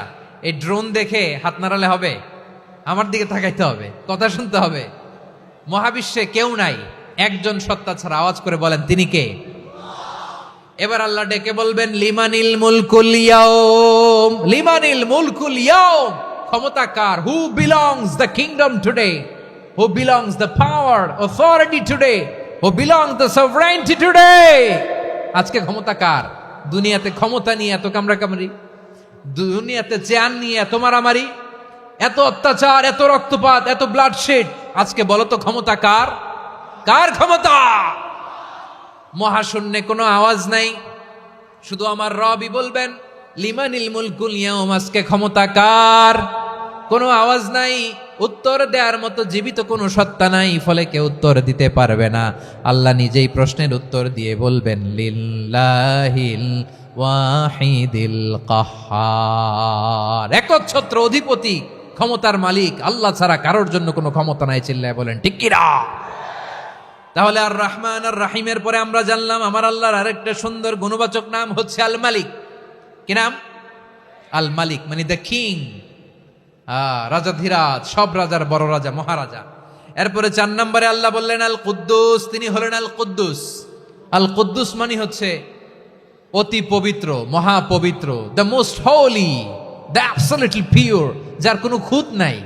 আল্লাহর কোনো খুঁত আছে? তিনি মহাপবিত্র। আল্লাহর পবিত্রতা যখন আমরা বর্ণনা করি, আল্লাহ খুশি হয়ে যান, কারণ তার সত্তার একটা বৈশিষ্ট্য হচ্ছে তিনি আল কুদ্দুস। বারোয়াখালীবাসী আল্লাহর নামটা একটু জপেন না, বলেন আল কুদ্দুস। সবাই আওয়াজ করে আল কুদ্দুস। অতি পবিত্র, তার মধ্যে কোনো অপবিত্রতার ছিটে ফোঁটা নাই, মহাপবিত্র, the most pure, the most holy, অতি পবিত্র। ফেরেশতারা বলেছিল, আল্লাহ আপনি মানুষ কেন বানাবেন? নাহনু নুসাব্বিহু বিহামদিকা ওয়া নুকদ্দিসু লাক। এই যে নুকদ্দিসু কুদ্দুস পাইছেন? তারা বলেছিল, আল্লাহ মানুষ কেন বানাবেন? মারামারি করবে, আমরাই তো ভালো, আমরাই আপনার মহিমা বর্ণনা করি, আমরাই আপনার পবিত্রতা বর্ণনা করি। নুকদ্দিসু লাক, তার মানে আল কুদ্দুস। আবার আমার নবী, বিশ্ব নবী যখন সিজদায় লুটিয়ে পড়তেন, আম্মা জানা এসে বলেন, আমরা তো সিজদার মধ্যে সুবহানা রাব্বিয়াল আলা বলেই শেষ, কিন্তু বিশ্বনবী তাহাজ্জুদের নামাজে, নফল নামাজে, সুন্নত নামাজে 3 বার সুবহানা রাব্বিয়াল আলা তাসবিহ পড়ার পরে তিনি পড়তেন সুবহুন কুদ্দুসুন রাব্বুল মালাইকাতি ওয়ার রূহ। সুবহ কুদ্দুস রব্বুল মালাইকাতি ওয়ার রূহ। সিজদায় লুটিয়ে পড়ে বিশ্বনবী এই দোয়াটা পড়তেন। নফল নামাজে, সুন্নাত নামাজে কিংবা তাহাজ্জুদের নামাজে সুবহানা রাব্বিয়াল আলার পরে কি পড়তেন? সুবহুন। আওয়াজ করে বলেন, সুবহুন কুদ্দুসুন রব্বুল মালাইকাতি ওয়ার রূহ। মানে আল্লাহ আপনি প্রশংসিত, আল্লাহ আপনি অতি পবিত্র, আপনি সব ফেরেশতা কুলের রব, ফেরেশতাদের সরদার জিব্রাইলের রব। সুবহানাল্লাহ। আজকে থেকে পড়বেন সিজদায়? হ্যাঁ, বারোখালীবাসী পড়বেন নাকি? হুজুর নামাজে তো পড়ি না। হ্যাঁ, এরকম নফল নামাজে, তাহাজ্জুদের নামাজে, সুন্নত নামাজে সিজদার যে তাসবিহ সুবহানা রাব্বিয়াল আ'লা 3 বার পড়ার পরে আমার ভাইরা, মহিলা প্যান্ডেলে আমার যে মায়েরা বোনেরা আছে, আজকে তো রেকর্ড হয়ে যাবে, কালকেই ভিডিও পেয়ে যাবেন। তিনবার সুবহান রাব্বিয়াল আলা পড়ার পরে পড়বেন সুবুহুন কুদ্দুসুন রব্বুল মালাইকাতি ওয়ার রূহ। পড়বেন তো ইনশাআল্লাহ। আবার বিশ্বনবী বলেন ইন্নাল্লাহা তাইয়্যিব লা ইয়াকবালু ইল্লা তাইয়্যিবা। আল্লাহ পবিত্র, পবিত্রতা ছাড়া তিনি কিছু গ্রহণ করেন না, অপবিত্র কোনো কিছু আল্লাহ গ্রহণ করে না। অনেকে আছে ঘুষ খায়, সুদ খায়, অন্যায় অপরাধ চাঁদাবাজি যা আছে সব করে, হারাম টাকা, হারাম উপার্জন। এই হারাম উপার্জন দিয়ে আবার মসজিদ বানায়, আছে না নাই? ইনকাম সবটাই হারাম, ওইটা দিয়ে আবার এতিমখানা বানায়, আছে না নাই? আছে। ওইটা আল্লাহ কবুল করবে না, কারণ আল্লাহ নিজে পবিত্র। পবিত্র না হলে কিছুই অ্যাকসেপ্ট করেন না। সুবহানাল্লাহ পড়েন। তাহলে বুঝলাম তিনি আল কুদ্দুস মানে অতি পবিত্র। এরপরে আল্লাহ বলেন আমি হচ্ছি আসসালাম। আওয়াজ করে বলেন আসসালাম। আসসালাম মানে হচ্ছে শান্তির আধার। সালাম মানে কি? শান্তির আধার, যার কাছ থেকে শান্তি আসে। দ্য সোর্স অফ পিস, তিনি শান্তির আধার। এজন্য আমরা একে অপরের সাথে দেখা হলে কি বলি? সালাম। কি বলি?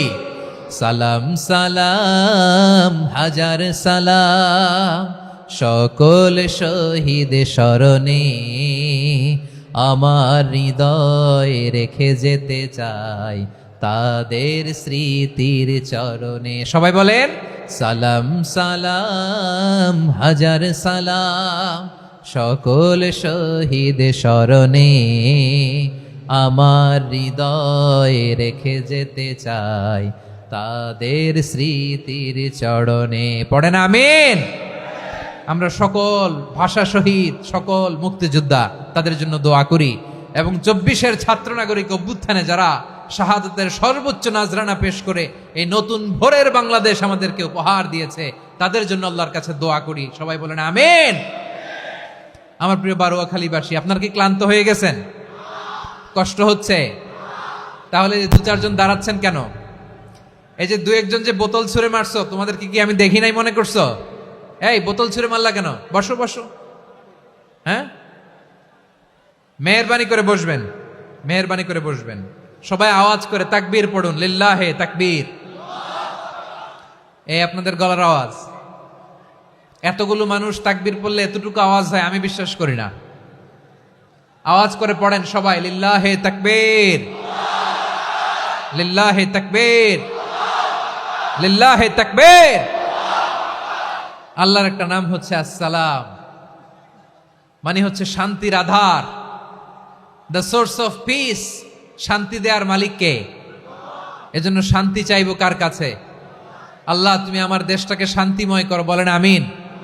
আল্লাহ তুমি আমাদের পরিবারের শান্তি নসিব করো, বলেন আমিন। আল্লাহ আমাদের জীবনটাকে তুমি শান্তিময় করো, পড়েন আমিন। এজন্য বিশ্বনবী সালাম ফিরানোর পরে 3 বার পড়তেন আস্তাগফিরুল্লাহ, আস্তাগফিরুল্লাহ, আস্তাগফিরুল্লাহ। এরপরে বিশ্বনবী পড়তেন আল্লাহুম্মা আনতাস সালাম ওয়া মিনকাস সালাম তাবারাকতা রাব্বানা ইয়া যাল জালালি ওয়াল ইকরাম। ও আল্লাহ, আপনি শান্তির আধার, আপনার কাছ থেকে শান্তি আসে, আপনি বরকতময়। এই দোয়াটা পড়েন আপনারা সালাম ফিরানোর পরে, পড়েন না? পড়বেন আজকে থেকে, আল্লাহুম্মা আনতাস সালাম ওয়া মিনকাস সালাম তাবারাকতা ইয়া যাল জালালি ওয়াল ইকরাম। আবার জান্নাতের আরেকটা নাম হচ্ছে দারুস সালাম, মানে শান্তির ঘর। জান্নাতের আরেকটা নাম কি? দারুস সালাম। ওই দারুস সালামে আমরা যেতে চাই কি চাই না? আমরা ওই জান্নাতের অধিবাসী হতে চাই কি চাই না? এই বারোয়াখালীর ঐতিহাসিক তাফসীরুল কোরআনের ময়দানে আমরা যেমনি একত্রিত হলাম, আল্লাহর জান্নাতেও যেন আমরা এভাবে একত্রিত হতে পারি। আল্লাহ তুমি কবুল করো। আওয়াজ করে পড়েন আমিন। সালামের পরে আল্লাহ বললেন আল মুমিন। আমার আরেকটা নাম হচ্ছে আল মুমিন। আল মুমিন মানে হচ্ছে নিরাপত্তা দানকারী। আমাদের নিরাপত্তা দেয় কে? নাকি পুলিশ বাহিনী, নাকি বিজিবি, র্যাব, সেনাবাহিনী, হ্যাঁ, নাকি এই যে ফায়ার সার্ভিস? কারা নিরাপত্তা দেয়? আজকের এই প্রোগ্রামের জন্য আমাদের ফায়ার সার্ভিসের ভাইরা অনেক কাজ করেছেন, আমি শুনেছি।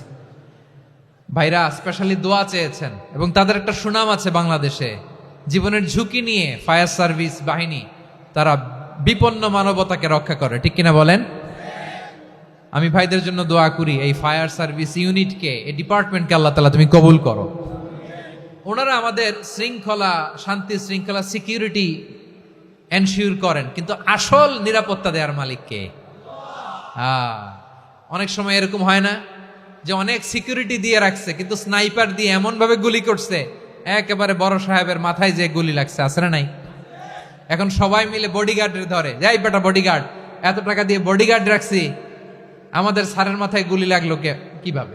তো বডিগার্ড বলে, আপনার স্যারের বডি তো আছে, এই যে বডি নিয়ে যান। আমি তো রুহু গার্ড না, রুহু গার্ড হচ্ছে একজন, চিল্লায় বলেন তিনি কে? আমার ভাইরা, দুনিয়াতে টাকা হলে বডিগার্ড মিলে, কিন্তু রুহু গার্ড মিলে?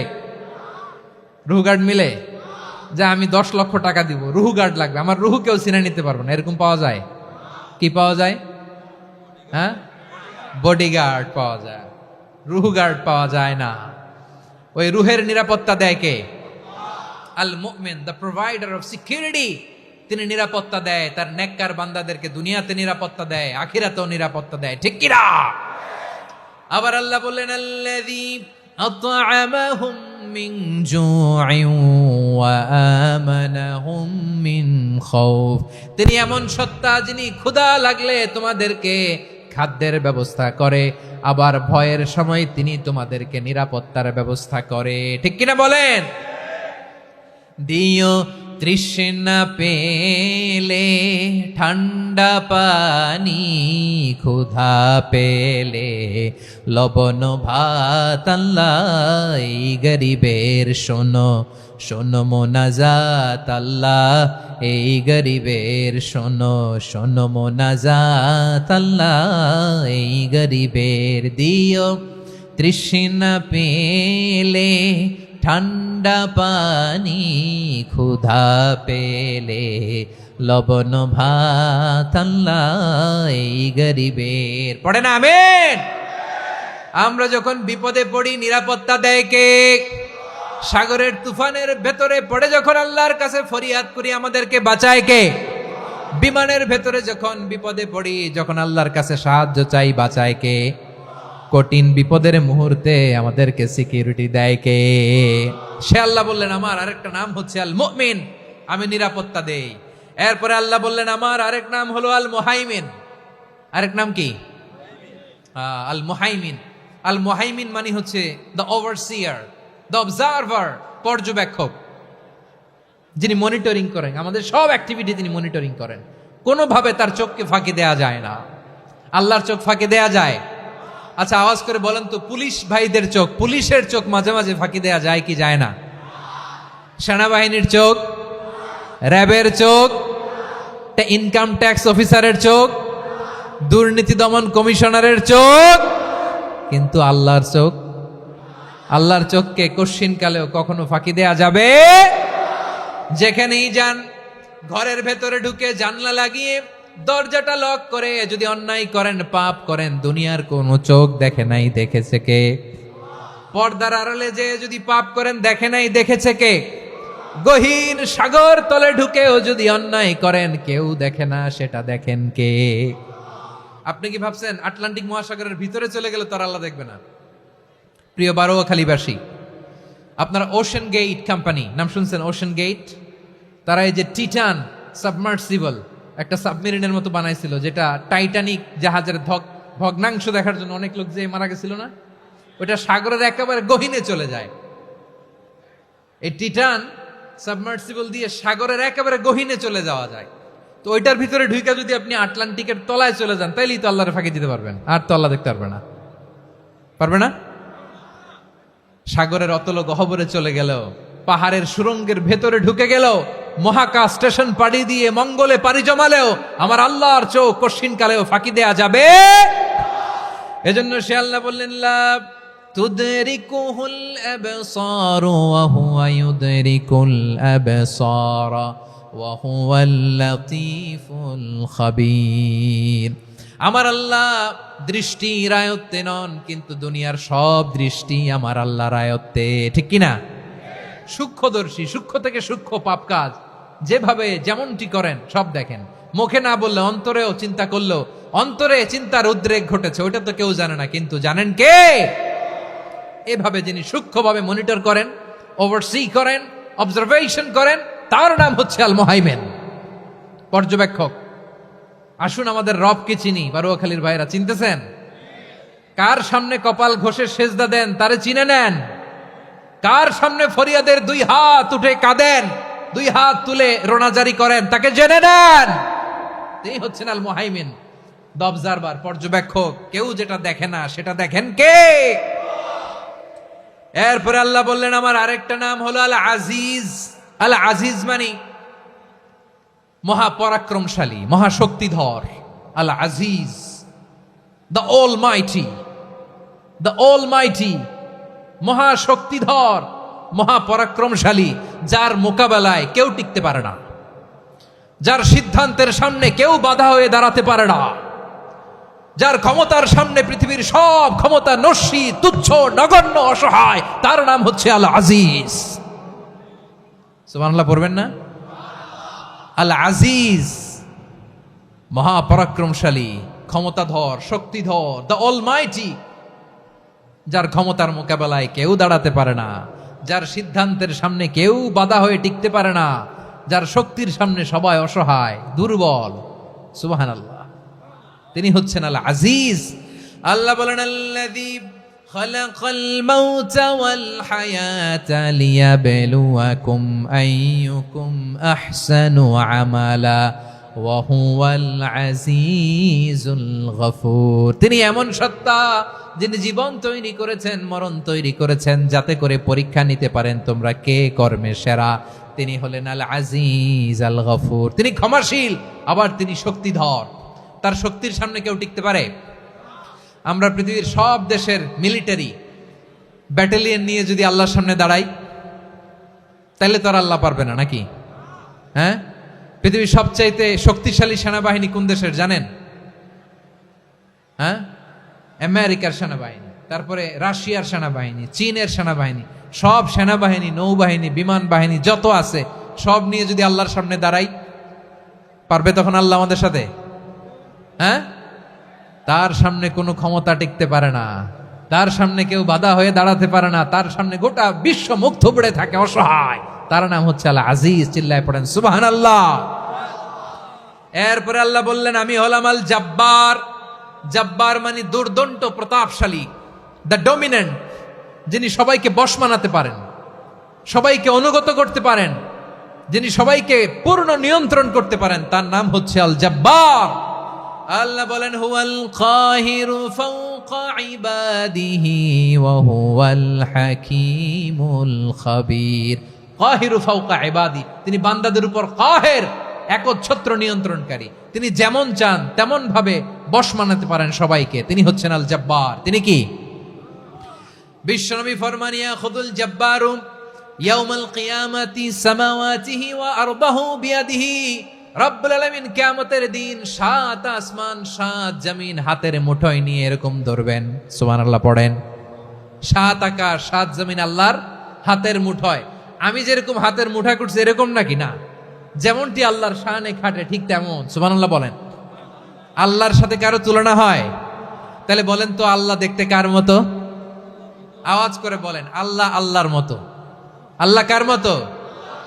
ওয়ালাম ইয়াকুল্লাহু কুফুয়ান আহাদ, তার মতো কেউ নাই। তাহলে তিনি কার মতো? তার মতো। আওয়াজ করে বলেন বারুয়াখালী, তিনি কার মতো? তার মতো।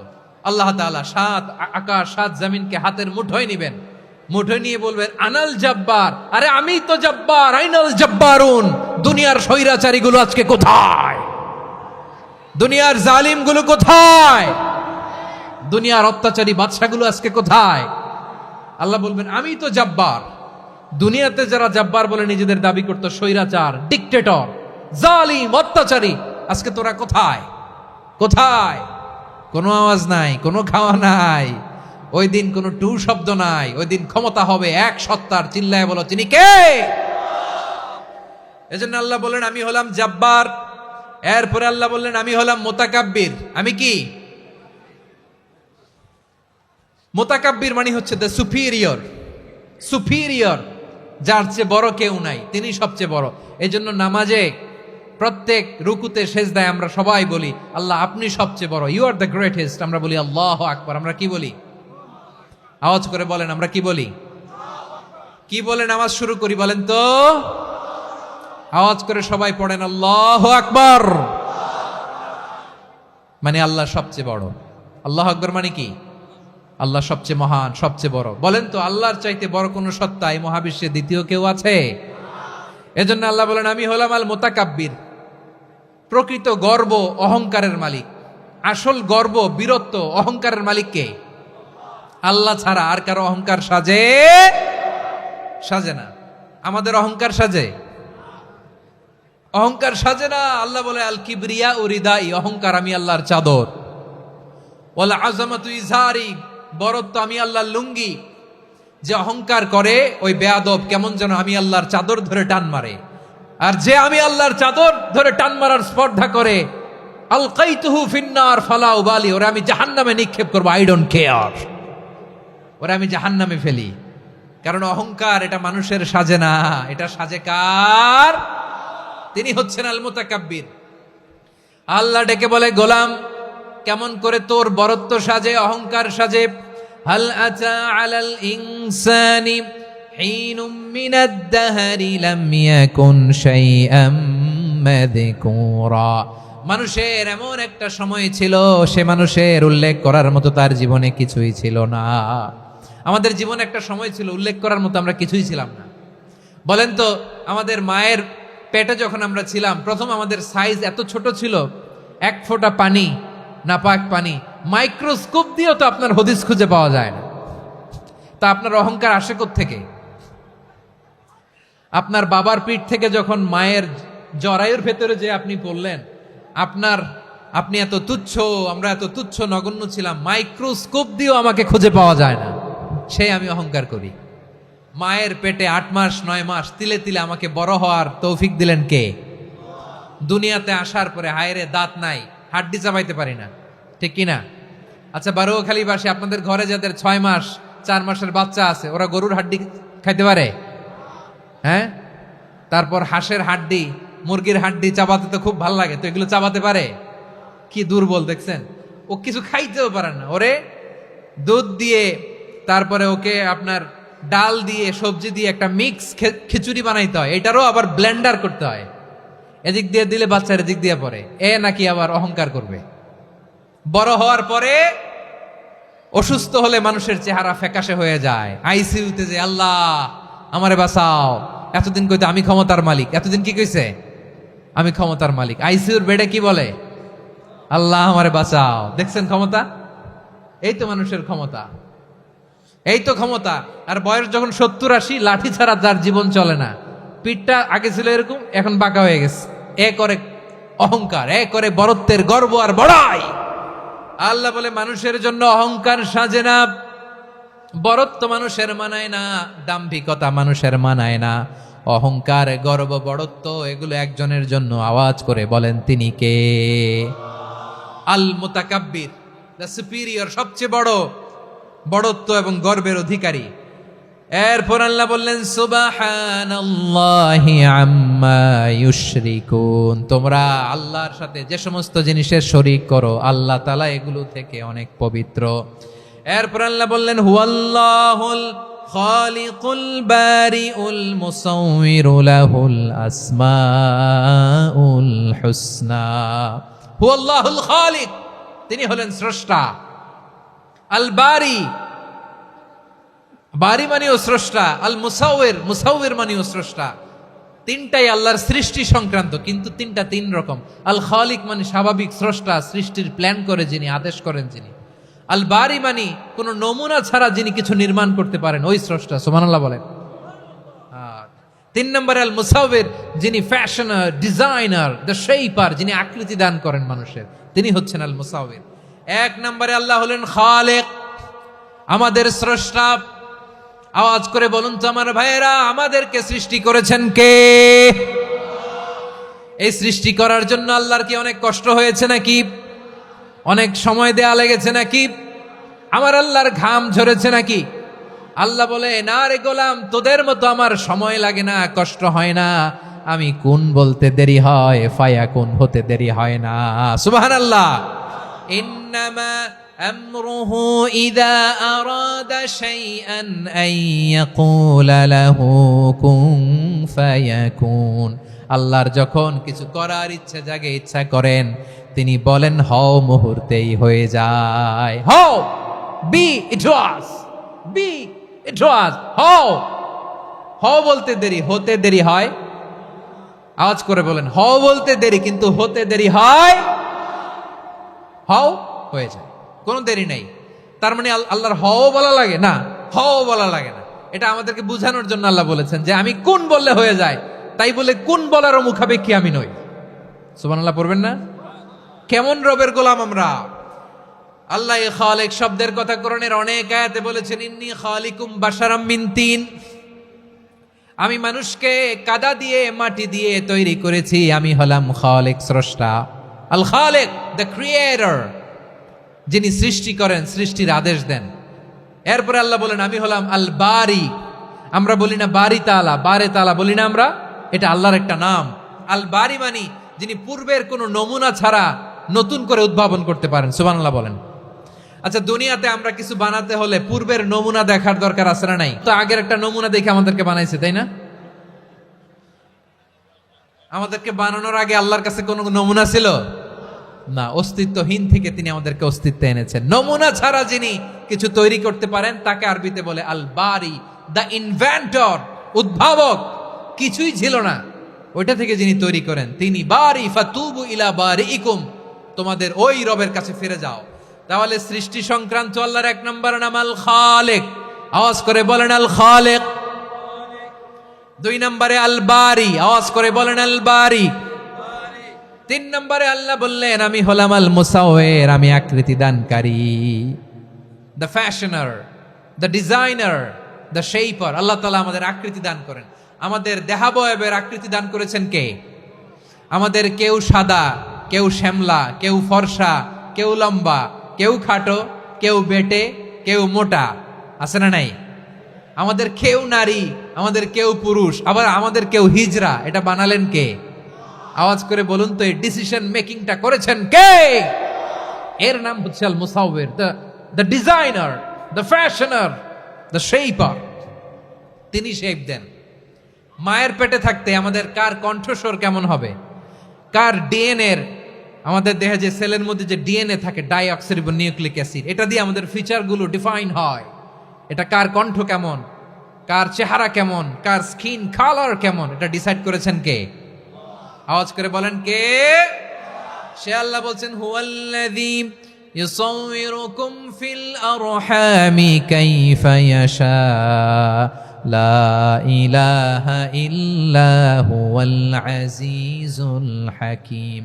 তিনি এমন সত্তা যিনি মায়ের পেটে থাকতেই তোমাদের চেহারার আকৃতি দিয়েছেন, যেমন চেয়েছেন তেমন দিয়েছেন। তিনি কে? আপনার চেহারার ডিজাইন করছে কে? আমারটা ডিজাইন করছে কে? নাকি আমরা করছি? এই ক্ষমতা আল্লাহ আমাদের হাতে দিছে, নিজের হাতে রেখে দিছে। সুবহানাল্লাহ পড়েন। আবার সূরা ইনফিতারে আল্লাহ বলছেন আল্লাযী খালাকাকা ফাসাওয়াকা ফাআদালাকা ফি আইয়ি সূরাতিন মা শাআ রাক্কাবাক। তিনি এমন সত্তা যিনি তোমাদের সৃষ্টি করেছেন, এই সৃষ্টিকে সুবিন্যস্ত করেছেন, সুষম করেছেন, যেমন চেয়েছেন তেমন আকৃতিতে তোমাদেরকে তিনি দুনিয়ায় পাঠিয়েছেন। সুবহানাল্লাহ। তাহলে আকৃতি দান করেন কে? আল্লাহর এই নামটা হচ্ছে আল মুসাওয়ির, মানে আকৃতি দানকারী। প্রিয় ভাইয়েরা, আকৃতি দেওয়া আমাদের কাজ না, আকৃতি দেন আল্লাহ। এজন্য কারো আকৃতি নিয়ে কখনো বাজে মন্তব্য করা যাবে?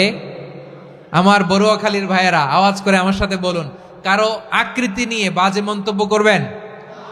কমেন্টে সরাসরি কাউরে বলবেন তুই লম্বুর ঘরের লম্বু, তুই মোটুর ঘরের মোটু, তুই চিকনার ঘরের চিকনা, তোর নাক চ্যাপটা, তুই খাটো, তুই এইটা সেইটা বলবেন? কথা কয় না, বলবেন? কারো আকৃতি নিয়ে ব্যঙ্গ করা যাবে? এটার ইংরেজিতে বলে বডি শেমিং। কি বলে? Body shaming. এটা হারাম। আমার কলিজার টুকরা বারুয়াখালীর নবাবগঞ্জের যুবক ভাইয়েরা, খবরদার, কোশ্চিন কালেও আমরা কারো দেহের আকৃতি নিয়ে, বডি শেপ নিয়ে মন্দ কথা, বাজে কমেন্টস করব, কারণ এই আকৃতিটা দিয়েছে কে? আচ্ছা, ও যে শ্যামলা, ওরে শ্যামলা বানালো কে? আর এই লোক যে ফর্সা, এরে ফর্সা বানালো কে? একজন লম্বা, কে বানালো? আরেকজন খাটো, কে বানালো? তো লম্বা বানাইছে আল্লাহ, বেটে বানাইছে আল্লাহ। ওরা যদি বেটে বলেন, গালিটা কি ওর কাছে যায় না? যায়, যে ওরে বেটে বানাইছে তারা দেয়া হয় গালি। কথা বুঝতেছেন? কারো আকৃতি নিয়ে যদি আপনি ব্যঙ্গ করেন, তাহলে যে যে সত্তা এই আকৃতি দিয়েছে তাকে ব্যঙ্গ করা হয়।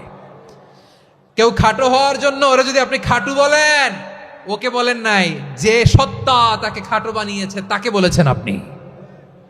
তাহলে কারো আকৃতি নিয়ে ব্যঙ্গ করবেন? করবেন? কশ্চিন কালেও যেন আমরা না করি প্রিয় ভাইরা। আম্মাজান আয়েশা রাদিয়াল্লাহু তাআলা আনহা, আমাদের প্রিয় আম্মাজান, বিষ্ণু ঈসা ইসলামের প্রিয়তমা স্ত্রী। উনি বিষ্ণু ঈসা ইসলামের আরেক স্ত্রী, ওনার নাম হচ্ছে সাফিয়া। উনিও আমাদের আম্মাজান। ওনার ব্যাপারে একটা কথা বলতে যে একটা কথা বলেছিলেন, রাসূল সাল্লাল্লাহু আলাইহি ওয়াসাল্লাম এটা পছন্দ করেননি। উনি বললেন যে আপনার স্ত্রী এমন এমন, সরাসরি বলেন না, ইঙ্গিত দিয়ে। নারীদের মধ্যে মানবিক কারণে জেলাসি একটু থাকে, এটা স্বাভাবিক। এটা থেকে নবীর স্ত্রীরাও মুক্ত ছিলেন না, এটা থাকবে। তো তিনি বলেছিলেন যে আপনার অমুক স্ত্রী কাদা ওয়া কাদা, সফিয়া তো এমন এমন, তা আনি কসিরা, এটা দিয়ে বুঝিয়েছিলেন একটু খাটো, একটু স্থূলাকৃতির, একটু মোটা ছিলেন, উনি খাটো ছিলেন। ইঙ্গিত করে যখন রাসূল সাল্লাল্লাহু আলাইহি ওয়াসাল্লামকে এটা বললেন, রাসূল সাল্লাল্লাহু আলাইহি ওয়াসাল্লাম এটা পছন্দ করলেন না। আল্লাহ রাসূল বললেন, আয়েশা তুমি এটা কি বললে? এমন কথা তো তোমার কাছ থেকে আশা করি নাই। তুমি আমার আরেক বিবির ব্যাপারে এমন কথা বললে। আয়েশা তুমি কি জানো, লাকাদ কুলতি কালিমাতান লাউ মুজিজাত বিমাইল বাহরি লামাজাজাতহু, তুমি এমন একটা কথা মুখ দিয়ে উচ্চারণ করেছো, এই শব্দগুলো যদি সাগরের পানিতে ছেড়ে দেয়া হয়, এই কথার তিক্ততার পঙ্কিলতার কারণে নীল সাগরের পানি মুহূর্তেই কালো হয়ে যাবে। আয়েশা খবরদার, আর এরকম বলো না, আর বলো না। রাসূল সাল্লাল্লাহু আলাইহি ওয়াসাল্লাম কখনো বডি শেমিংকে স্পেস দিতেন না, সুযোগ দিতেন না। আল্লাহ নবী সাল্লাল্লাহু আলাইহি ওয়াসাল্লামের এক সাহাবী আব্দুল্লাহ ইবনে মাসউদ রাদিয়াল্লাহু তাআলা আনহু, ওনার পাগুলো ছিল খুব সরু আকৃতির, কৃষ বর্ণের, চিকন।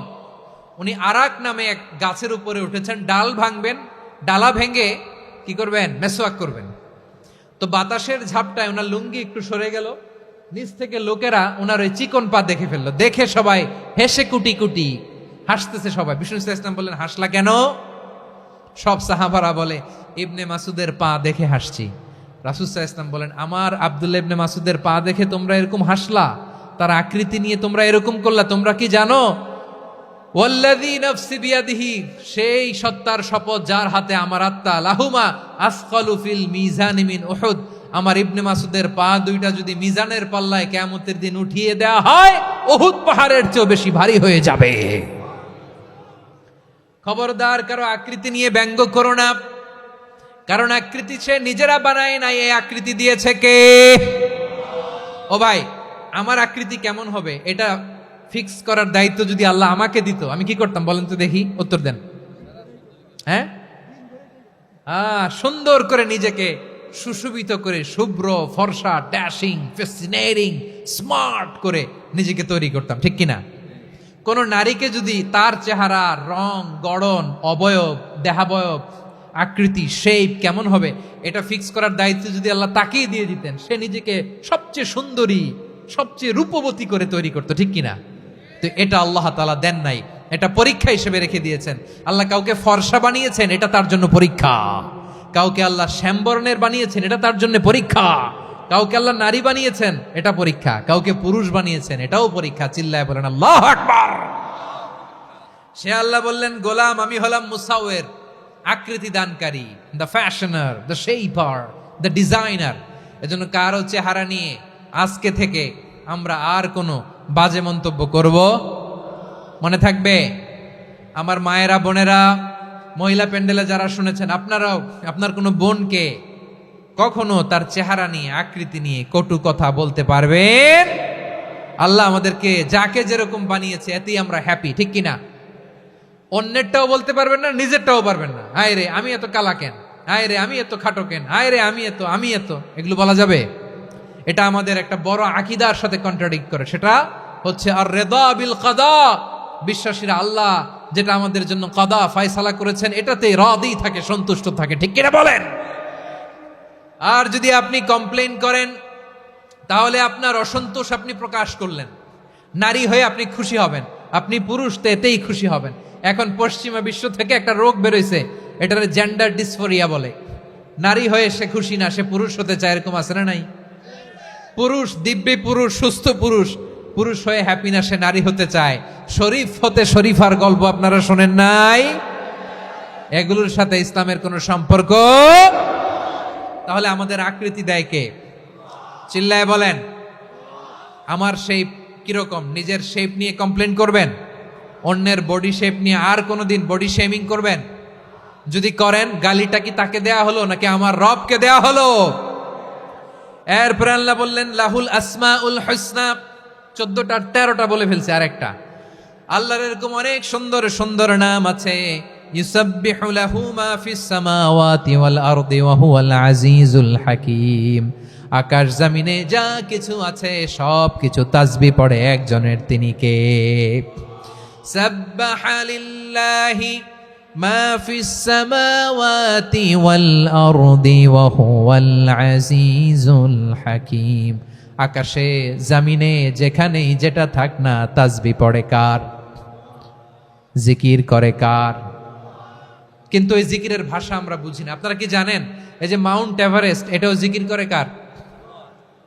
আমাদের বান্দরবানের যে চিম্বুক পাহাড়, জিকির করে কার? আমাদের ময়মনসিংহের গারো পাহাড়, জিকির করে কার?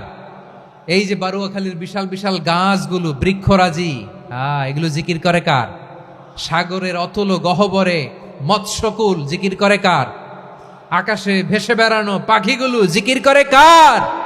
পাখিরা যায় উড়ে যায় আকাশের ওই নীলিমায়, নদীরা যায় ছুটে যায় সাগরের ওই মোহনায়।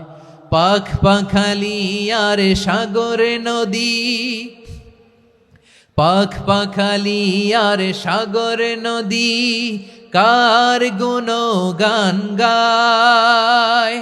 আল্লাহু আল্লাহ আল্লাহু আল্লাহ, আল্লাহর গুণগান গায়। সবাই পড়েন আল্লাহু আল্লাহ আল্লাহু আল্লাহ, আল্লাহর গুণগান গায়। সুবহানাল্লাহ পড়েন। চোখে আমরা যা দেখি সব গুণগান গায় কার? এজন্য আল্লাহ বললেন ওয়া ইম মিন শাইইন ইল্লা ইউসাব্বিহু বিহামদিহি ওয়ালাকিন লা তাফকাহুনা তাসবিহাহুম। নবমণ্ডল ভূমণ্ডল, আকাশে কিংবা জমিনে যেখানেই যেটা থাক না, সব আল্লাহর তাসবিহ পড়ে, কিন্তু সে তাসবির ভাষা তোমরা বোঝো না, ঠিক কিনা? তাদেরও তাসবির ভাষা আছে। পাখিগুলো তাদের ভাষায় আল্লাহর জিকির করে, পাহাড় তাদের ভাষায় আল্লাহর জিকির করে, সাগরগুলো জলোচ্ছ্বাসে ঢেউয়ের তালে তালে আল্লাহর জিকির করে। সুবহানাল্লাহ পড়েন। সে আল্লাহ বললেন ইউসাব্বিহু লাহু মা ফিস সামাওয়াতি ওয়াল আরদি, আকাশে যা আছে তাও আল্লাহর তাসবিহ পড়ে, জমিনে যা আছে তাও আল্লাহর তাসবিহ পড়ে। ওয়া হুয়াল আজিজুল হাকীম, তিনি হলেন আজিজ, মহাপরাক্রমশালী, প্রজ্ঞাময়। আল আজিজ এই ব্যাখ্যা আগে করেছি। আল হাকিম সর্বশেষ 14 নম্বর আল্লাহ তাআলার গুণবাচক নামটি হচ্ছে আল হাকিম। আল হাকিম মানে হচ্ছে প্রজ্ঞাময়, the wise, the all wise. আল্লাহর সব কাজে প্রজ্ঞা আছে না নাই? আল্লাহর চিন্তা, আল্লাহর আদেশ, আল্লাহর সৃষ্টি সবকিছু প্রজ্ঞায় পরিপূর্ণ। সুবহানাল্লাহ, কারণ তিনি আল হাকিম। আরবিতে বলে ফিআলুল হাকিমি লা ইয়াখলু আনিল হিকমা, হাকিমের কোনো কাজ হিকমত থেকে শূন্য নয়। আল্লাহ যাই বলে এর মধ্যে হিকমত আছে না নাই? আল্লাহর এই কোরআনের ভেতরেও হিকমত আছে না নাই? আল্লাহর কালামের প্রতিটি বাণী, প্রতিটি বাক্য, প্রতিটি শব্দের ভেতরে প্রজ্ঞা লুকিয়ে রেখেছে কে? আল্লাহর সৃষ্টির ভেতরেও প্রজ্ঞা আছে না নাই? অনেক কিছু আল্লাহ তৈরি করেছে, আমাদের মাথায় প্রশ্ন জাগে, হায় হায় এটা কেন আল্লাহ তৈরি করলো? এটার ভেতরেও রহস্য আছে না নাই? এজন্য বিশ্বাসীরা বলে রব্বানা মা খালাকতা হাযা বাতিলান সুবহানাকা ফাকিনা আযাবান নার। ও আমাদের রব, এই জমিনে যা আমরা দেখি কোনো কিছুই তুমি এমনি এমনি সৃষ্টি করো নাই, তুমি আগুনের শাস্তি থেকে আমাদেরকে বাঁচাও, পড়ে না আমিন। সব কিছুর মধ্যে হিকমা আছে, এই কোরআনেও হিকমা আছে। আল্লাহ বলছেন ইয়াসিন ওয়াল কোরআনিল হাকিম, প্রজ্ঞাময়, বিজ্ঞানময় কোরআনের শপথ। আল্লাহর সব কাজের ভেতরে হিকমা, প্রজ্ঞা আছে না নাই? সে আল্লাহ বললেন গোলাম, সূরা হাশরের শেষ 3 আয়াতের ভেতরে আমি আল্লাহর 14টি গুণবাচক নাম উল্লেখ করে দিয়েছি। যখন জপতে মন চাইবে এই নামগুলো দিয়ে জপবি, যখন ফরিয়াদ করবি আমার এই নামগুলো দিয়ে আমি আল্লাহর কাছে ফরিয়াদ করবি। ঠিক কিনা বলেন? রাজি আছেন? এই যে আর রহমান, আর রাহিম, আল কুদ্দুস, আল সালাম, আল জব্বার, আল আজিজ, আল হাকিম, এই নামগুলো ধরে ধরে আল্লাহরে ডাকতে রাজি আছেন? খেয়াল করবেন প্রিয় ভাইরা, দোয়া কবুলের কিছু শর্ত আছে। এর মধ্যে একটা শর্ত হচ্ছে আল্লাহর সুন্দর সুন্দর নামগুলো ধরে ধরে আল্লাহকে ডাকা, তাহলে ওই দোয়াগুলো আল্লাহ তাআলা কবুল করে। এই নামগুলো আরো বিশেষ করে বেশি করে জানার চেষ্টা করবেন, তাহলে আল্লাহর প্রতি অগাধ আস্থা, বিশ্বাস, ভালোবাসা আমাদের বাড়বে। এই যে 14টা নাম, আল্লাহর পরিচয় আমরা ইন ডেপথ জেনেছি। আল্লাহর প্রতি আপনাদের আস্থা বেড়েছে না? আল্লাহর প্রতি আমাদের ভালোবাসা আরো প্রগাঢ় হয়েছে না? আমরা যখন ডাকবো তার নামেই ডাকবো, জিকির করব তার নামেই করব, ঠিক যেমনটি আল্লাহ শিখিয়েছেন। ঠিক কিনা বলেন? এবং এই নামগুলো থেকে আমাদের যে শিক্ষা, এই শিক্ষাগুলো আমরা আমাদের জীবনে বাস্তবায়ন করব। সব শেষ কথা বলি প্রিয় ভাইয়েরা, সব শেষ কথা বলি, এই যে আমাদের রবকে আমরা চিনলাম, একাগ্রভাবে এই রবের দিকে ঝুঁকে পড়েন, গোটা বিশ্ব আপনার দিকে ঝুঁকে পড়বে। আই রিপিট, আমি আবারও বলছি, আপনার রবের দিকে আপনি একনিষ্ঠভাবে ইখলাসের সাথে ঝুঁকে পড়ুন, তামাম দুনিয়া আপনার দিকে ঝুঁকে পড়বে। ঠিক কিনা বলেন? আল্লাহ তাআলা আমাদের সবাইকে কথাগুলো বোঝার ও আমল করার তৌফিক দান করুক। যে কথাগুলো বললাম, সর্বপ্রথম আল্লাহ তাআলা আমাকে এবং আপনাদের সবাইকে আমল করার তৌফিক দান করুক। হাযা মা ইনদি ওয়াল ইলমু ইনদাল্লাহ আলাইহি তাওয়াক্কালতু ওয়া ইলাইহি উনীব। সুবহানাকাল্লাহুম্মা বিহামদিকা আশহাদু আল্লা ইলাহা ইল্লা আনতা আস্তাগফিরুকা ওয়া আতুবু ইলাইক।